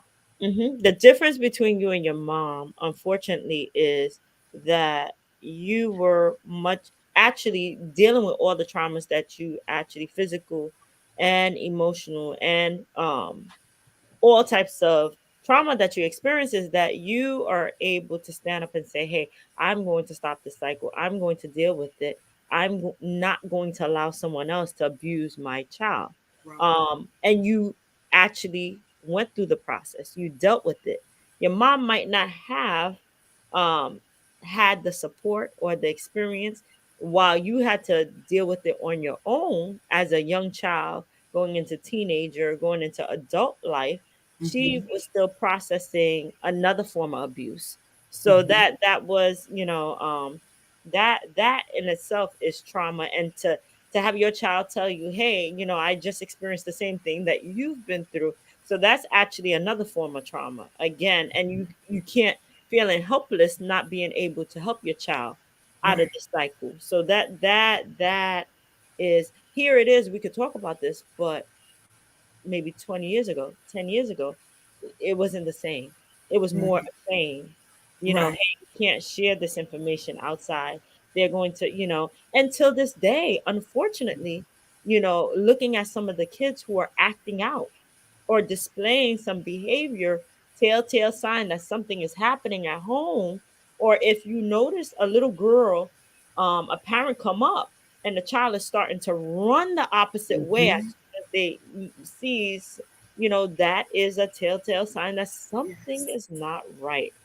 Did You know, you actually, did you actually display any behavior issues, maybe outside the house, besides just running into a bathtub or locking yourself away, or something like I that in school? I was always I Or always felt like I was a child on the outside looking in because I wasn't one that had a whole lot of group of friends and things like that. I would have like maybe a handful of people that I associated with on a regular basis. I always felt like a loner. And I spent a lot of time to myself if I wasn't outside, playing with those, special friends. I was always a child. Like when we used to go camping with Girl Scouts, I was always one crying because I didn't want to go home. Where the other little girls was, they were crying because they wanted to go home and couldn't wait to get there. So mm, I remember my Girl Scout leader asking me, she said, every time we come camping, you never want to leave. What's going on? But she was just asking in general, not really, trying to get to the root of why I was so adamant about not wanting to go home. mhm, mhm, mhm. So now, as an adult, going into experiencing, experiencing from a child's perspective, witnessing domestic violence, what happened as an adult that you actually went through the same experience? So I guess the breaking point is this what you asked me when I finally discovered Yeah, for that I had example, to get out of okay, that? yeah. So, hmm, I'm trying to put it in a clearer form, or yeah, in but a way. while she's thinking, I'm thinking about a question, right? That your Navy, you are a military wife. You spoke about that a little bit, right? Right. Let me not get to that question because I have a whole because I'm confused, right? Why? I am confused, man. I'm telling you, I'm a little Okay. bit confused. Well, let me make that. No, Let me hold on. make I'm gonna tell you that why point I'm for you. confused. Let me tell you why I'm confused. Okay. Because a lot of times, you know, people are saying, "I won't stand for that." Ain't no blah blah blah with a bunch of explicits gonna put their hand on me and think it's okay. And I always say to a person, if you don't live it, you don't know it. Hmm. That's true. Dr. Bryant and I are both from the field of education. Oh, if a student said this to me, I will say that back. No, you won't. Mhm. So You, you are in a military background. 19, you got married at 19, not married at 19, their first child at 19. Within 4 months, you got married. yeah, So I was doing it. approximately around 20. You're right, close to 20, if not 19 already. Still Mm-hmm, 19. You mm-hmm. go away to the military. You're in the military. You're in the military. And this dude is beating you around like you're his kid. So let me lend And some you like clarification. your kid around. And what's for people out there thinking, oh my God, if she's a military wife and this is happening, tell us about that. So let me lend some clarification. All Now, right. when I got married, I wasn't in the military. He I was in know. the I know. army, right? So again, I was this, I guess, timid person that didn't find her own voice until I joined the Navy. That's when everything changed for me. Well, it changed for me when I left before I joined the Navy. So I divorced him and then I joined the Navy. So then Yeah, but after I'm that, saying, no, what I'm going back to is like I want people to understand that it's the situation can happen to anyone. oh, So no absolutely. one can feel that because you're in the military, you're going to be protected or because it's where. And I want people to understand that domestic violence happens to everybody. That's what That's right. that's the point I want the audience to understand that Right. you don't be so caught up and you touched on it a little bit about status. Mm-hmm. But I want to go to the extreme at the military so people understand that don't get caught up with those things Mm-hmm. because getting your behind beat, male or female, getting abused, male or female, it doesn't matter where you are. It doesn't. It And that's what I doesn't. want. I mean, that's what you started off with that story, but I want you to develop more on that so our audience can get to understand that it's not just about your title. Any situation can make that happen. Yes, because even the highest ranking officers, their wives would come through the hospital or go to the wives' meeting and whatnot and profess that, they've been getting abused for years and some don't walk away. So I celebrate just the fact that I'm still here. I know. And let other women know that the days of suffering and silence are no more. And the more that we come together as a community and let, the military, sports figures, don't care who you are, we're not going to be quiet. We're going to expose you. And back then, we didn't have social media. We didn't have, putting you on blast, as they say, on the camera. But now we do have that. So now the military is changing the way, how they do things as far as investigating and getting those penalties and punishments and whatnot. Sports still have a long way to go with that. But like you said, or I was saying earlier, people get so caught up or, thinking that'll never happen to me. And how in the world, you're the military and they didn't protect you and they let that happen. And then, even military women themselves are still getting abused. And they're like, how in the world you got training, you got that? You never say never. You don't know what kind of situation you're going to be in. You don't know what kind of fear factor that person is going to have over your life, the hold, the things they make you believe that aren't true.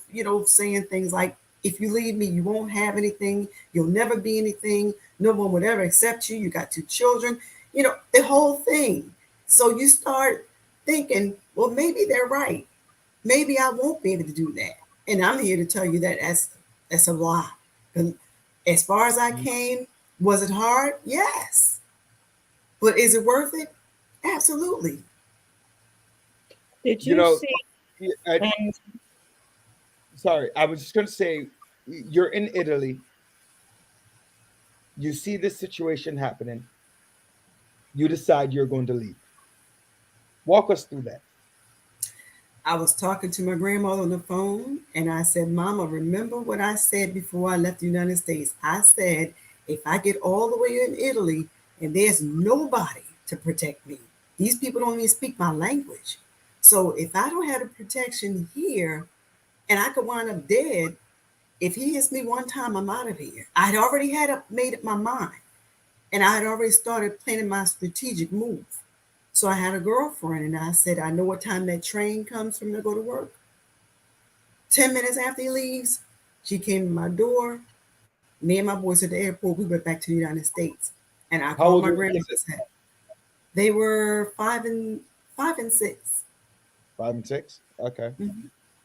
So you're And still a crazy young in life expectation to be there traveling and being black in Italy, because I went to Italy and I was black and I know what that looked like. So being black and then being Italy with 2 children, the people look at you differently as well.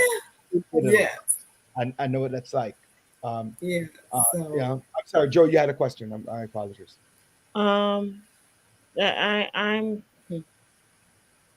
I'm just trying to take everything you're saying in. I Uh, understand.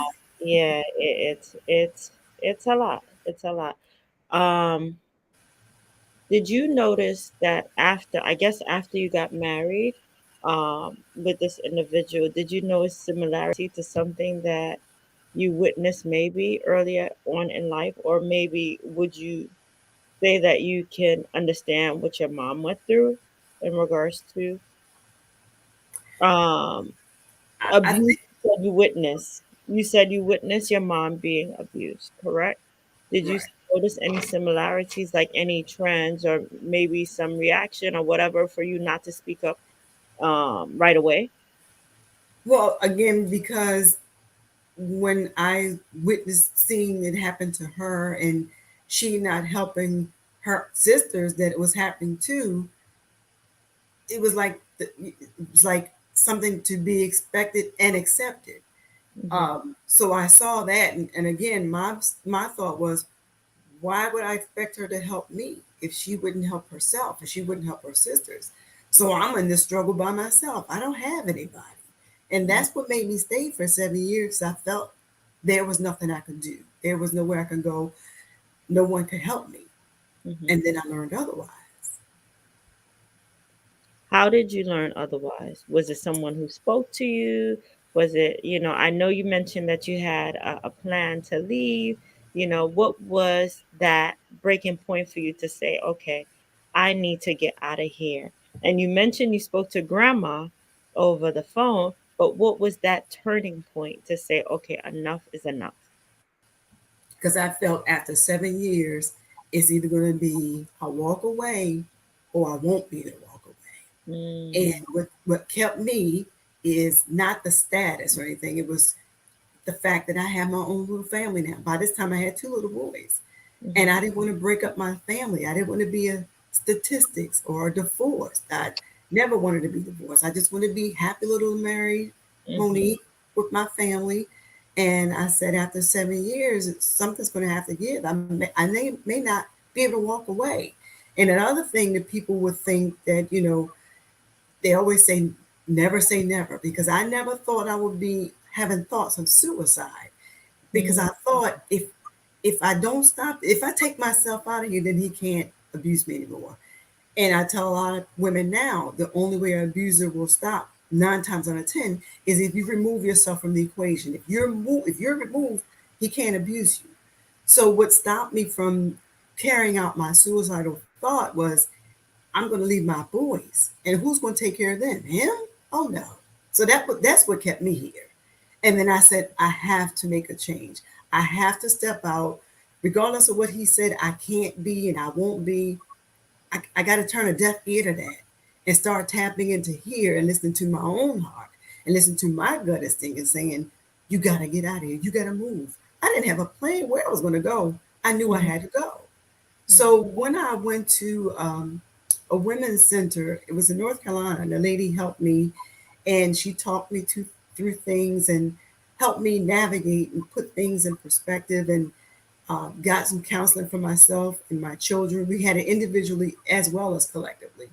And she assured me that no matter what was going on, this was not your fault. And there was nothing you could say or do to make a man hit you.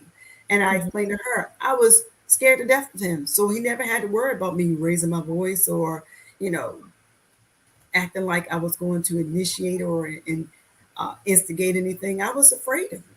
So, I was always walking on pins and needles because I didn't want to upset him. I didn't want whatever I say to trigger him, and it had nothing to do with me. So when I found out how to move differently, and again found my voice and joining the Navy and learning how to defend myself, Hmm. it opened up a whole new world for me. Hmm. What is the safe house?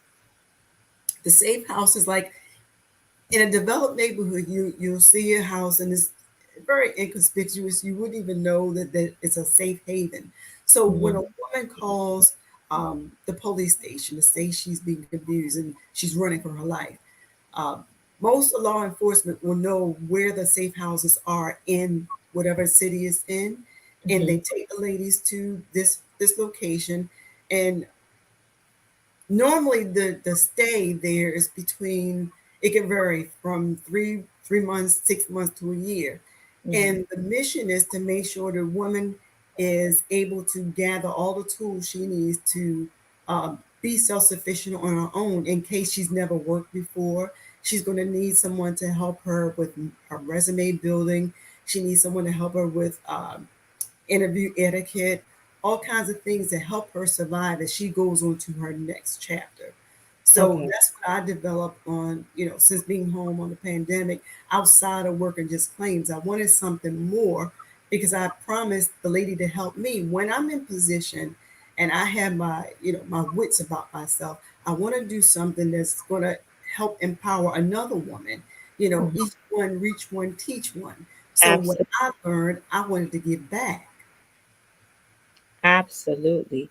Each one, teach one. I believe in that wholeheartedly. And that's what you have been doing, going around and helping females in Yes, ma'am. regards to your experience and bringing it, using your experience as an education for others. Turning lemons into lemonade. Mm-hmm. Yeah, I love that.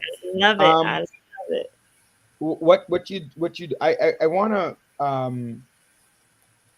I want to go back. Uh, this is like fast forward. I mean, for me, the background information is so important, right? Because we had a guest a couple of years ago who eventually saw her mother getting killed by her father, and we don't want that to happen to anyone in the ear of this show. So, again, Dr. Bryant and I talk about we are so proud of you coming forward because many victims don't, right? And one of the things you talk about was a social network, right? Not the social network, but the social place. Like people are happy with the social interaction or the materialism. Yes. My husband is a superstar. He buys me a new car. I live in a mansion. I have a nice pool while you're getting your ass whipped. Hmm. My wife is this and she's doing that, but every day she comes home, she beats you with her shoes. Like a lot of times Yes. people do fail to realize that men do Yes. Yes. get abused Yes. as well. Those And numbers are reaching. right, Those numbers are right, going up. because listen, I know some women, they're violent as hell. I Mm. I know some women who are so violent they beat up their man, but if a man raises a hand, it's a problem. And I would say, Oh if yeah. you fight, Oh yeah. if you hit somebody, you're fighting. Expect to be That's right. hit back, right? So That's people right. can't, you can't associate domestic violence with fighting, right? Hmm. But Hmm. people have to understand it. Like you said, your husband came home and something. Well, I don't know if you told her the first time you got. I don't remember. I know the first time you got hit, right? Hmm. The where he was angry about something at work. Yes. Let me go back. What was his justification for that choking, that hitting? What was that?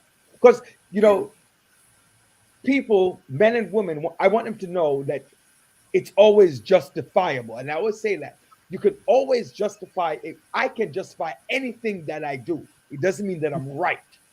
Hmm. What was the justification? Believe it or not, there was none. All there was apologies, promises that it would never happen again.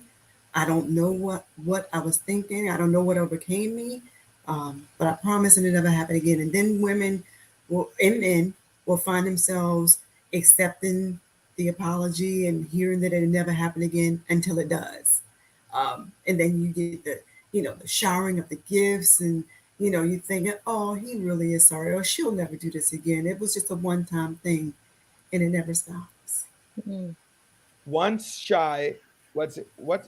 I'm sorry. One shy. Well, one sh- Once bitten, one twice shy. bitten, twice shy, three times a fool. Talk to him about that expression. That means, just like I said, you think it's only No, going to no, happen. but I got it right. I understood what happened, but I'm saying because again, I asked this issue, and if some of these questions are hard, please do let me know. Right? Okay. I don't want to ask too many hard questions, but for the audience out there who was hit once, was hit twice, was hit three times, and they're still there, Mm. right? Or it took them too long to say, if I asked them too hard, just pinch me, Hmm. right? But like I said, as my wife was correcting me with the expression, but the expression I just used, because people need to know they need to walk away. And Mhm. I'm so happy you did, right? Um, you built up the fortitude. Let's help some people build up the fortitude Hmm. to get away.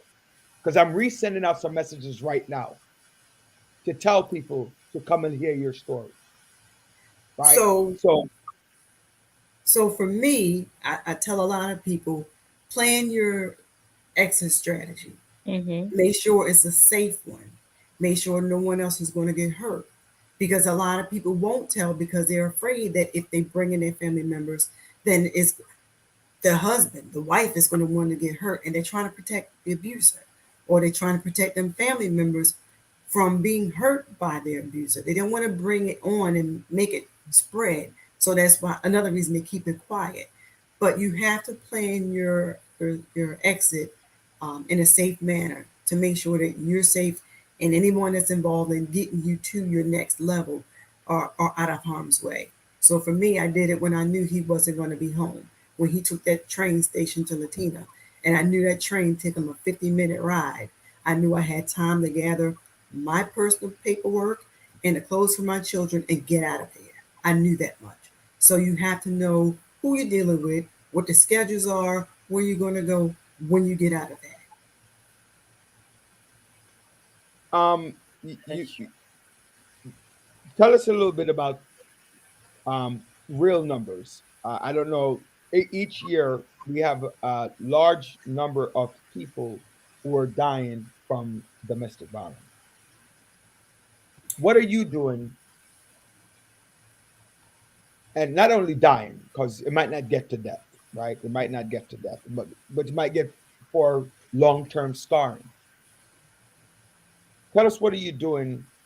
We talked about the safe house, but you're doing something else that will help to aid people who are suffering from domestic violence. Right. So what I also did was because we celebrate so many things in life as far as birthdays, anniversaries, or even sobriety, there was not one time that I've known anyone to create a perfume line in recognition of survivors.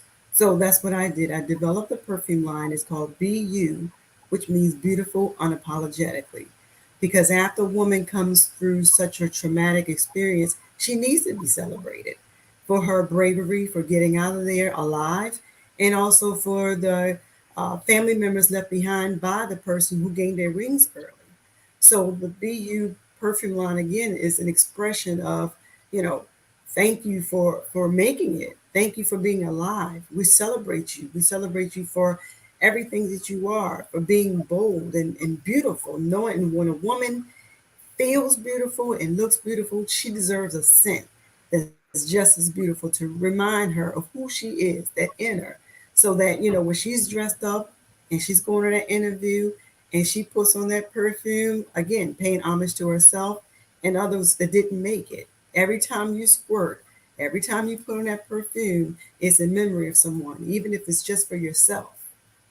That's it's also a talking point, right? Somebody walk up to you, oh, Yes. that perfume is beautiful. It smells good. Where did you get it?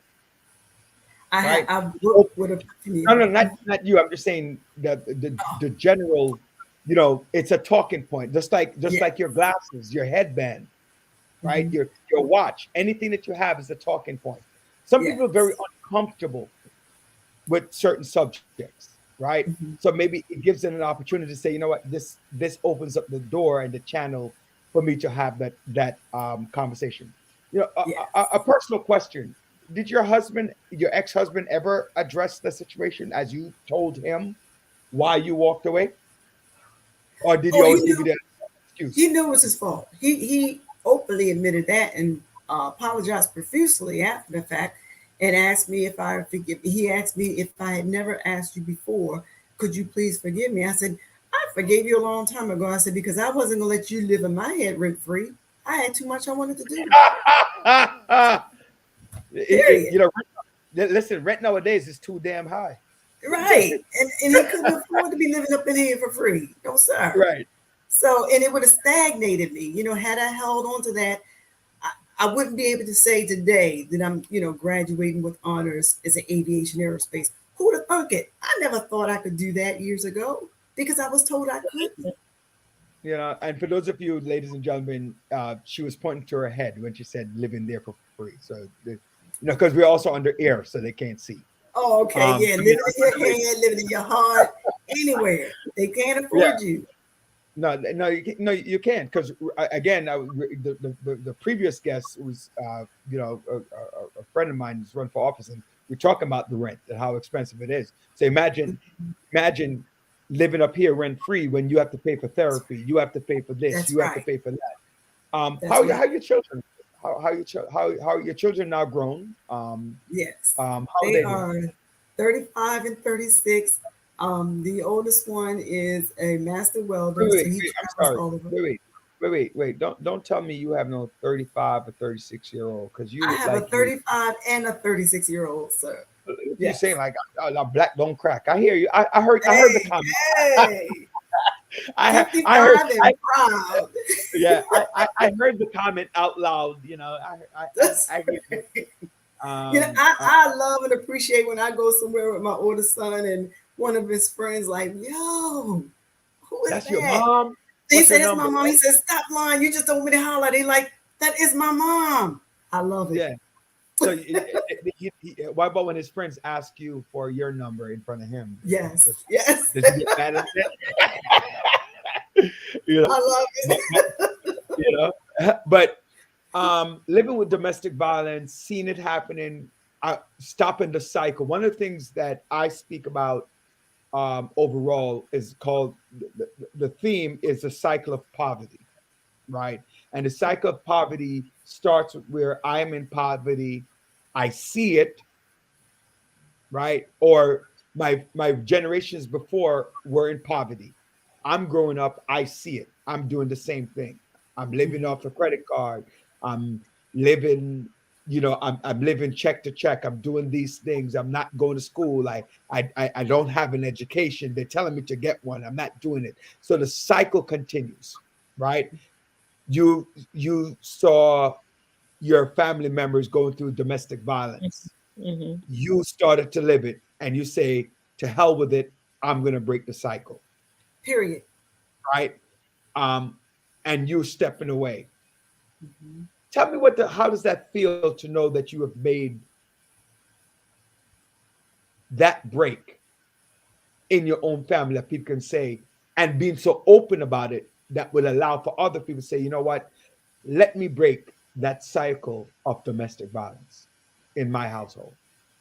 Well, for me, it it made me feel liberated, and I had to learn how to be comfortable being uncomfortable. Mm-hmm. And what I mean by that is, if I'm sharing myself, it became very therapeutic, as uncomfortable as it was. And when I saw how many other people I was affecting just by being positive about the changes I had to make for myself and for my children, it makes a difference.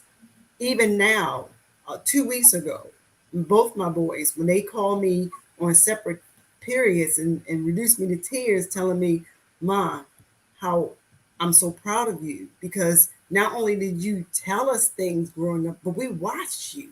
Children watch everything. And they said, we Absolutely. watched you grind. We watched you in Navy, watched you two uniforms. I mean, going to work, two jobs, making sure we went without anything. We watched you grind. We watch you now, still on it. So keep doing what you're doing, keep speaking. We are your biggest supporters. And I just cried like a baby. I'm like, to see your children knowing that you made a difference, because a lot of times we don't get our flowers while we're alive. So for me Right. to get my flowers from my sons, my grown men sons, that means the world to me.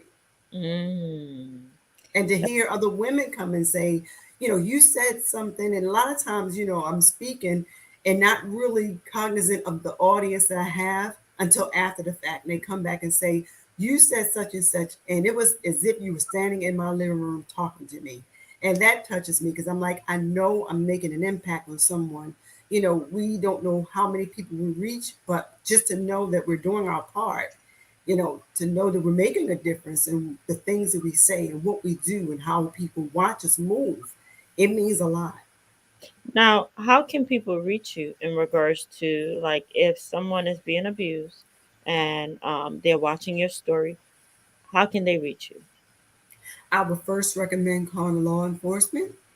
Uh, Wait, hold on. Wait. Monique, I'm sorry. I hate to laugh because I'm laughing at something that Oh you're my saying. God, I love it. Wait. Hold on. Wait. Good. I have a saying with my wife, which she hates. So I'm so glad you said that. And that's the first thing that came out of your mouth. I told my wife, if you have an emergency, call 911. That's right. That's That's what right. you need to call first. She's angry at me. Look at that on regular television. The first thing she said is call the police. In my case, Call law call an enforcement. ambulance. Mm-hmm, mm-hmm. Right? Because if you're And a lot of times, like I have a cousin, and her name is, I'm going to say a name because she's probably watching, but her name is Nikki, and Nikki is like my baby. She's my cousin, but I call her my little sissy. But if something happens to her, she knows Monique is licensed to carry in Florida and in Texas. So if you need me, come find me. So I will protect her at all costs. right, you know, uh, you're But probably for like ladies carrying out a few there, places. please Yeah, get yeah. some defense, you know, classes and Technical whatnot to support. protect yourself, Yes. Mm-hmm. and call Mm-hmm. law enforcement. Um, Mm-hmm. I think what Joanne was asking is in terms of like you sharing your story. Would you be, or how would somebody reach you in order to for them to hear your story and to maybe serve yourself as a Oh, inspirator uh, um, for them? right. Yeah, They can contact my PR, my amazing Olivia, and she sets up all the appointments for me and such. And I was just in New York last week, as a matter of fact. So I missed you all because I was stranded in the airport with a delayed flight. But yes, they reach out to Olivia. She'll be more than happy to set up the meeting for us, and she'll send out emails and get her phone number. You have her phone number, right? You have Olivia's phone yeah, number? yes, we do. So I would actually have to get Olivia's PR. Yeah. So anybody have a question from us, you can do villageshow30@gmail.com. So that's village show on it's on the screen actually. Email us at villageshow30@gmail.com and we can follow up with that. How How many? has the prison? Mm. What'd you How say? we're asking about BU. How has it been going? That's Oh, it's Joanne's been doing. favorite That's your favorite? Well, My this favorite this is the question. premier scent that I have coming out this spring. Is BU Light, and it's a light area for the day. And I've even had some gentlemen. I sent out my samples, and even some gentlemen was like, "This is like a unisex because it smells good on me, and I wear it to work. Everyone wants to know what it is." Um, Mhm. it's been doing very well. So all the orders will be turned in on the 31st of March, so that the bottles will be distributed by this May. Then we have our next scent coming out called BU Freely. And Freely is more like a citrusy kind of undertone, and that will be coming out in the summer. And then the fall, we're going to roll out BU Night. That's more like a perfume, a sophisticated after six kind of scent. So then next year, we're going to roll out maybe two more additional scents as well as accessories. All right. Awesome. Awesome. And part of the proceeds go to um, people of domestic violence. Other safe houses that are already established until we acquire our own. But those are for those people who are joining us now. What is it? How would they get? How are people able to get in touch with a safe house if you're going through domestic violence? If you contact your local authorities, they'll be able to know where whatever city you're in. They'll know exactly where the safe houses are to put you in connection with. And so, what people need to realize is when you go to a safe house, 9 times out of 10, you won't be able to contact anyone on your cell phone because it's a safety mechanism that's in place. Because if you're going there and there are other women and children that are there, safety is priority. So if your abuser knows where you are, then you're, open the door for everyone else, and it defeats the purpose of it being a safe house. That's So true. just be aware that they may even collect your cell phone, and they're going to vet you. They're going to have a whole lot of questions. So just be prepared to just go ahead and tell the truth. And don't get suckered back into it. That's it. That's it. And don't I was just thinking something about don't think that you're being judged. You're being asked, That's right. Because we right? are a community of survivors out here, judge free zone. You know, Mm. and just let everybody know everybody's situation is different, right? That's But it adds up to the same, which is domestic violence. Your situation, that's it could be it could be that after Always. after she drinks, he drinks, the violence start. right. Just my last comment again. Just explain to the audience, and then I'm just going to turn it over to Joanne. Explain to the audience what is briefly from the beginning who missed it. What is domestic violence? What does it look like? It is not just physical. It could be mental. It could be anything that is a stronghold on you, someone manipulating you. And nowadays, lately, they call it a narcissist, where that person is everything that happens is your fault. You made me act this way. You caused me to do this. You made me choke you. You made me cut you. You made me scream at you and call you out your name in front of a bunch of people. And there is no excuse. So domestic abuse takes on more forms than just physical. Sometimes the mental is just as detrimental. You wish they just go ahead and hit you and get it over with. It's just that bad. So just know that, if you are a victim of abuse, you are not alone. And brothers, I know it's one of those ego things where you feel like I'm the big man. I have no business telling anyone that this little woman is beating up on me, and it happens. And I just want the brothers to know you're not alone either. Tell Mm. somebody because you can help another brother. And if Mm. there's another brother out there that wants to join on board and collaborate with us as far as getting that perfume, that cologne for the brother side, come on, we got room at the table.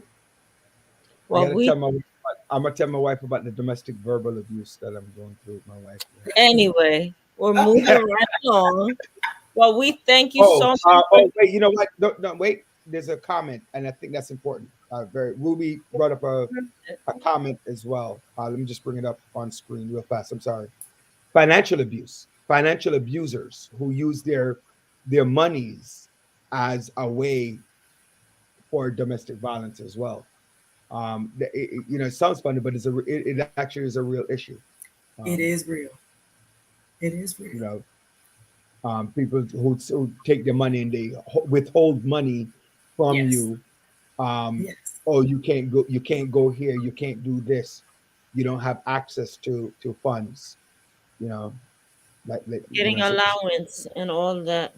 Right. but we're not going to go to So allowance. those Allowance is a those are little the bit different. things. Don't go to the allowance question, money. But those again, those are those tricks that keep you bound. So when you find yourself going to a women's center or a women's shelter or any safe house where they have those mechanisms in place to help you to be able to take care of yourself, you'll learn that that money, as good as it may have looked and took care of you and you didn't have to do anything, well, now you're going to have to. And like I said, is it hard? Yes. But is it worth it? Absolutely. You can do it. If I can do it, you can do it. Walk away. Walk away. Yeah, Yeah, absolutely.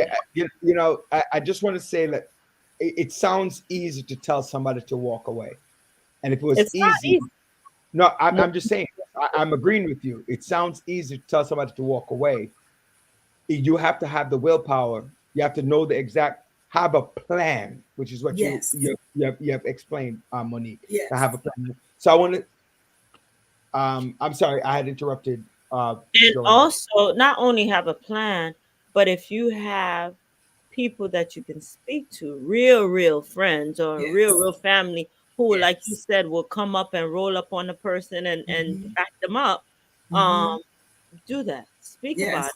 You Don't be have to afraid. have your own village, even if that village is not blood related, because Right. sometimes you can't rely on your own family. Because even my mother told me, "What did you do? What are you leaving for?" Mm-hmm. So sometimes you have to go outside of blood Absolutely. relatives and develop your own village of supporters that look like you, sound like you, have that walk, can understand, that can relate.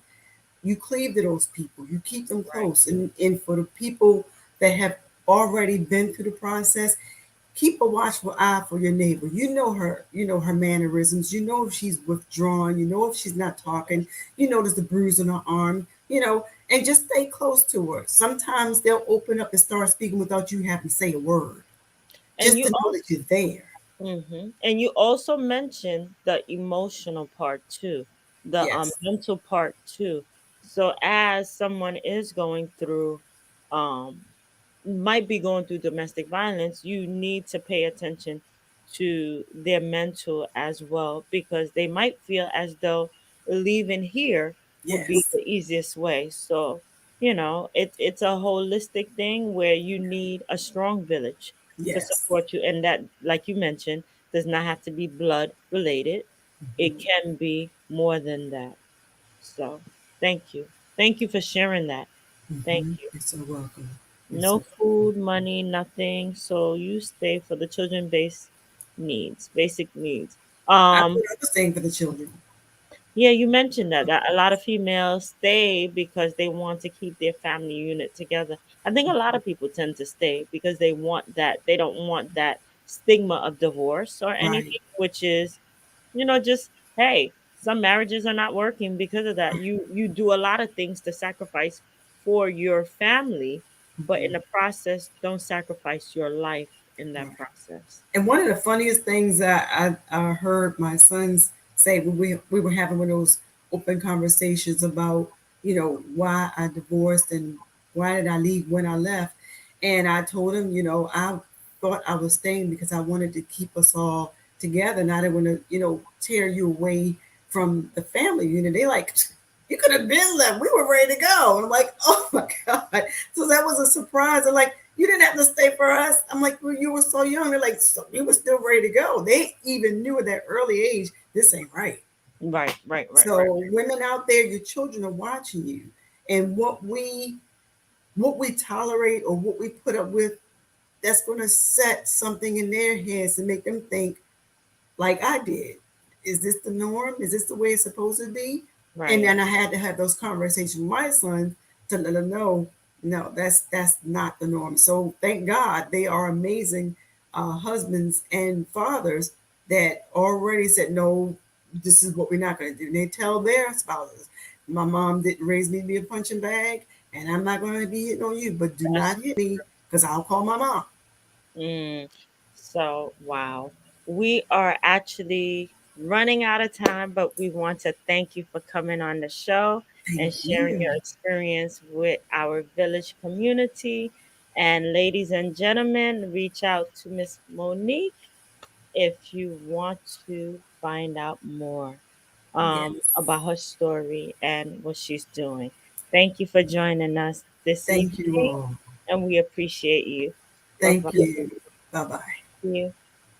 Thank you everyone for joining, watching, viewing the Village Talk Show right here on our YouTube station, where we're dedicated to empowering the community to live a healthy, safe, and financially capable life through education, helping each one of us in realizing our dreams at any age, any point, starting from today. Success is not just spoken, it is done. God bless you. and have a great night from the Single Parent University to you. Give It's praises safe out there, to God. Jehovah, from whom all blessing and knowledge will flow. Blessing and knowledge will flow. The Village Talk Show, dedicating to empowering the community to live a healthy, safe, and financially capable life, helping each one of us in realizing our dream at any age, any point, starting from today, day. Success. Come on to learn and grow. Welcome to the Village Talk Show. Come on to learn and grow. Welcome to the Village Talk Show. We discuss what people need to know, empowering them to learn and grow. We discuss what people need to know, empowering them to learn and grow. Success is not spoken, it is done. Success is done. Come on now. The Village Talk Show.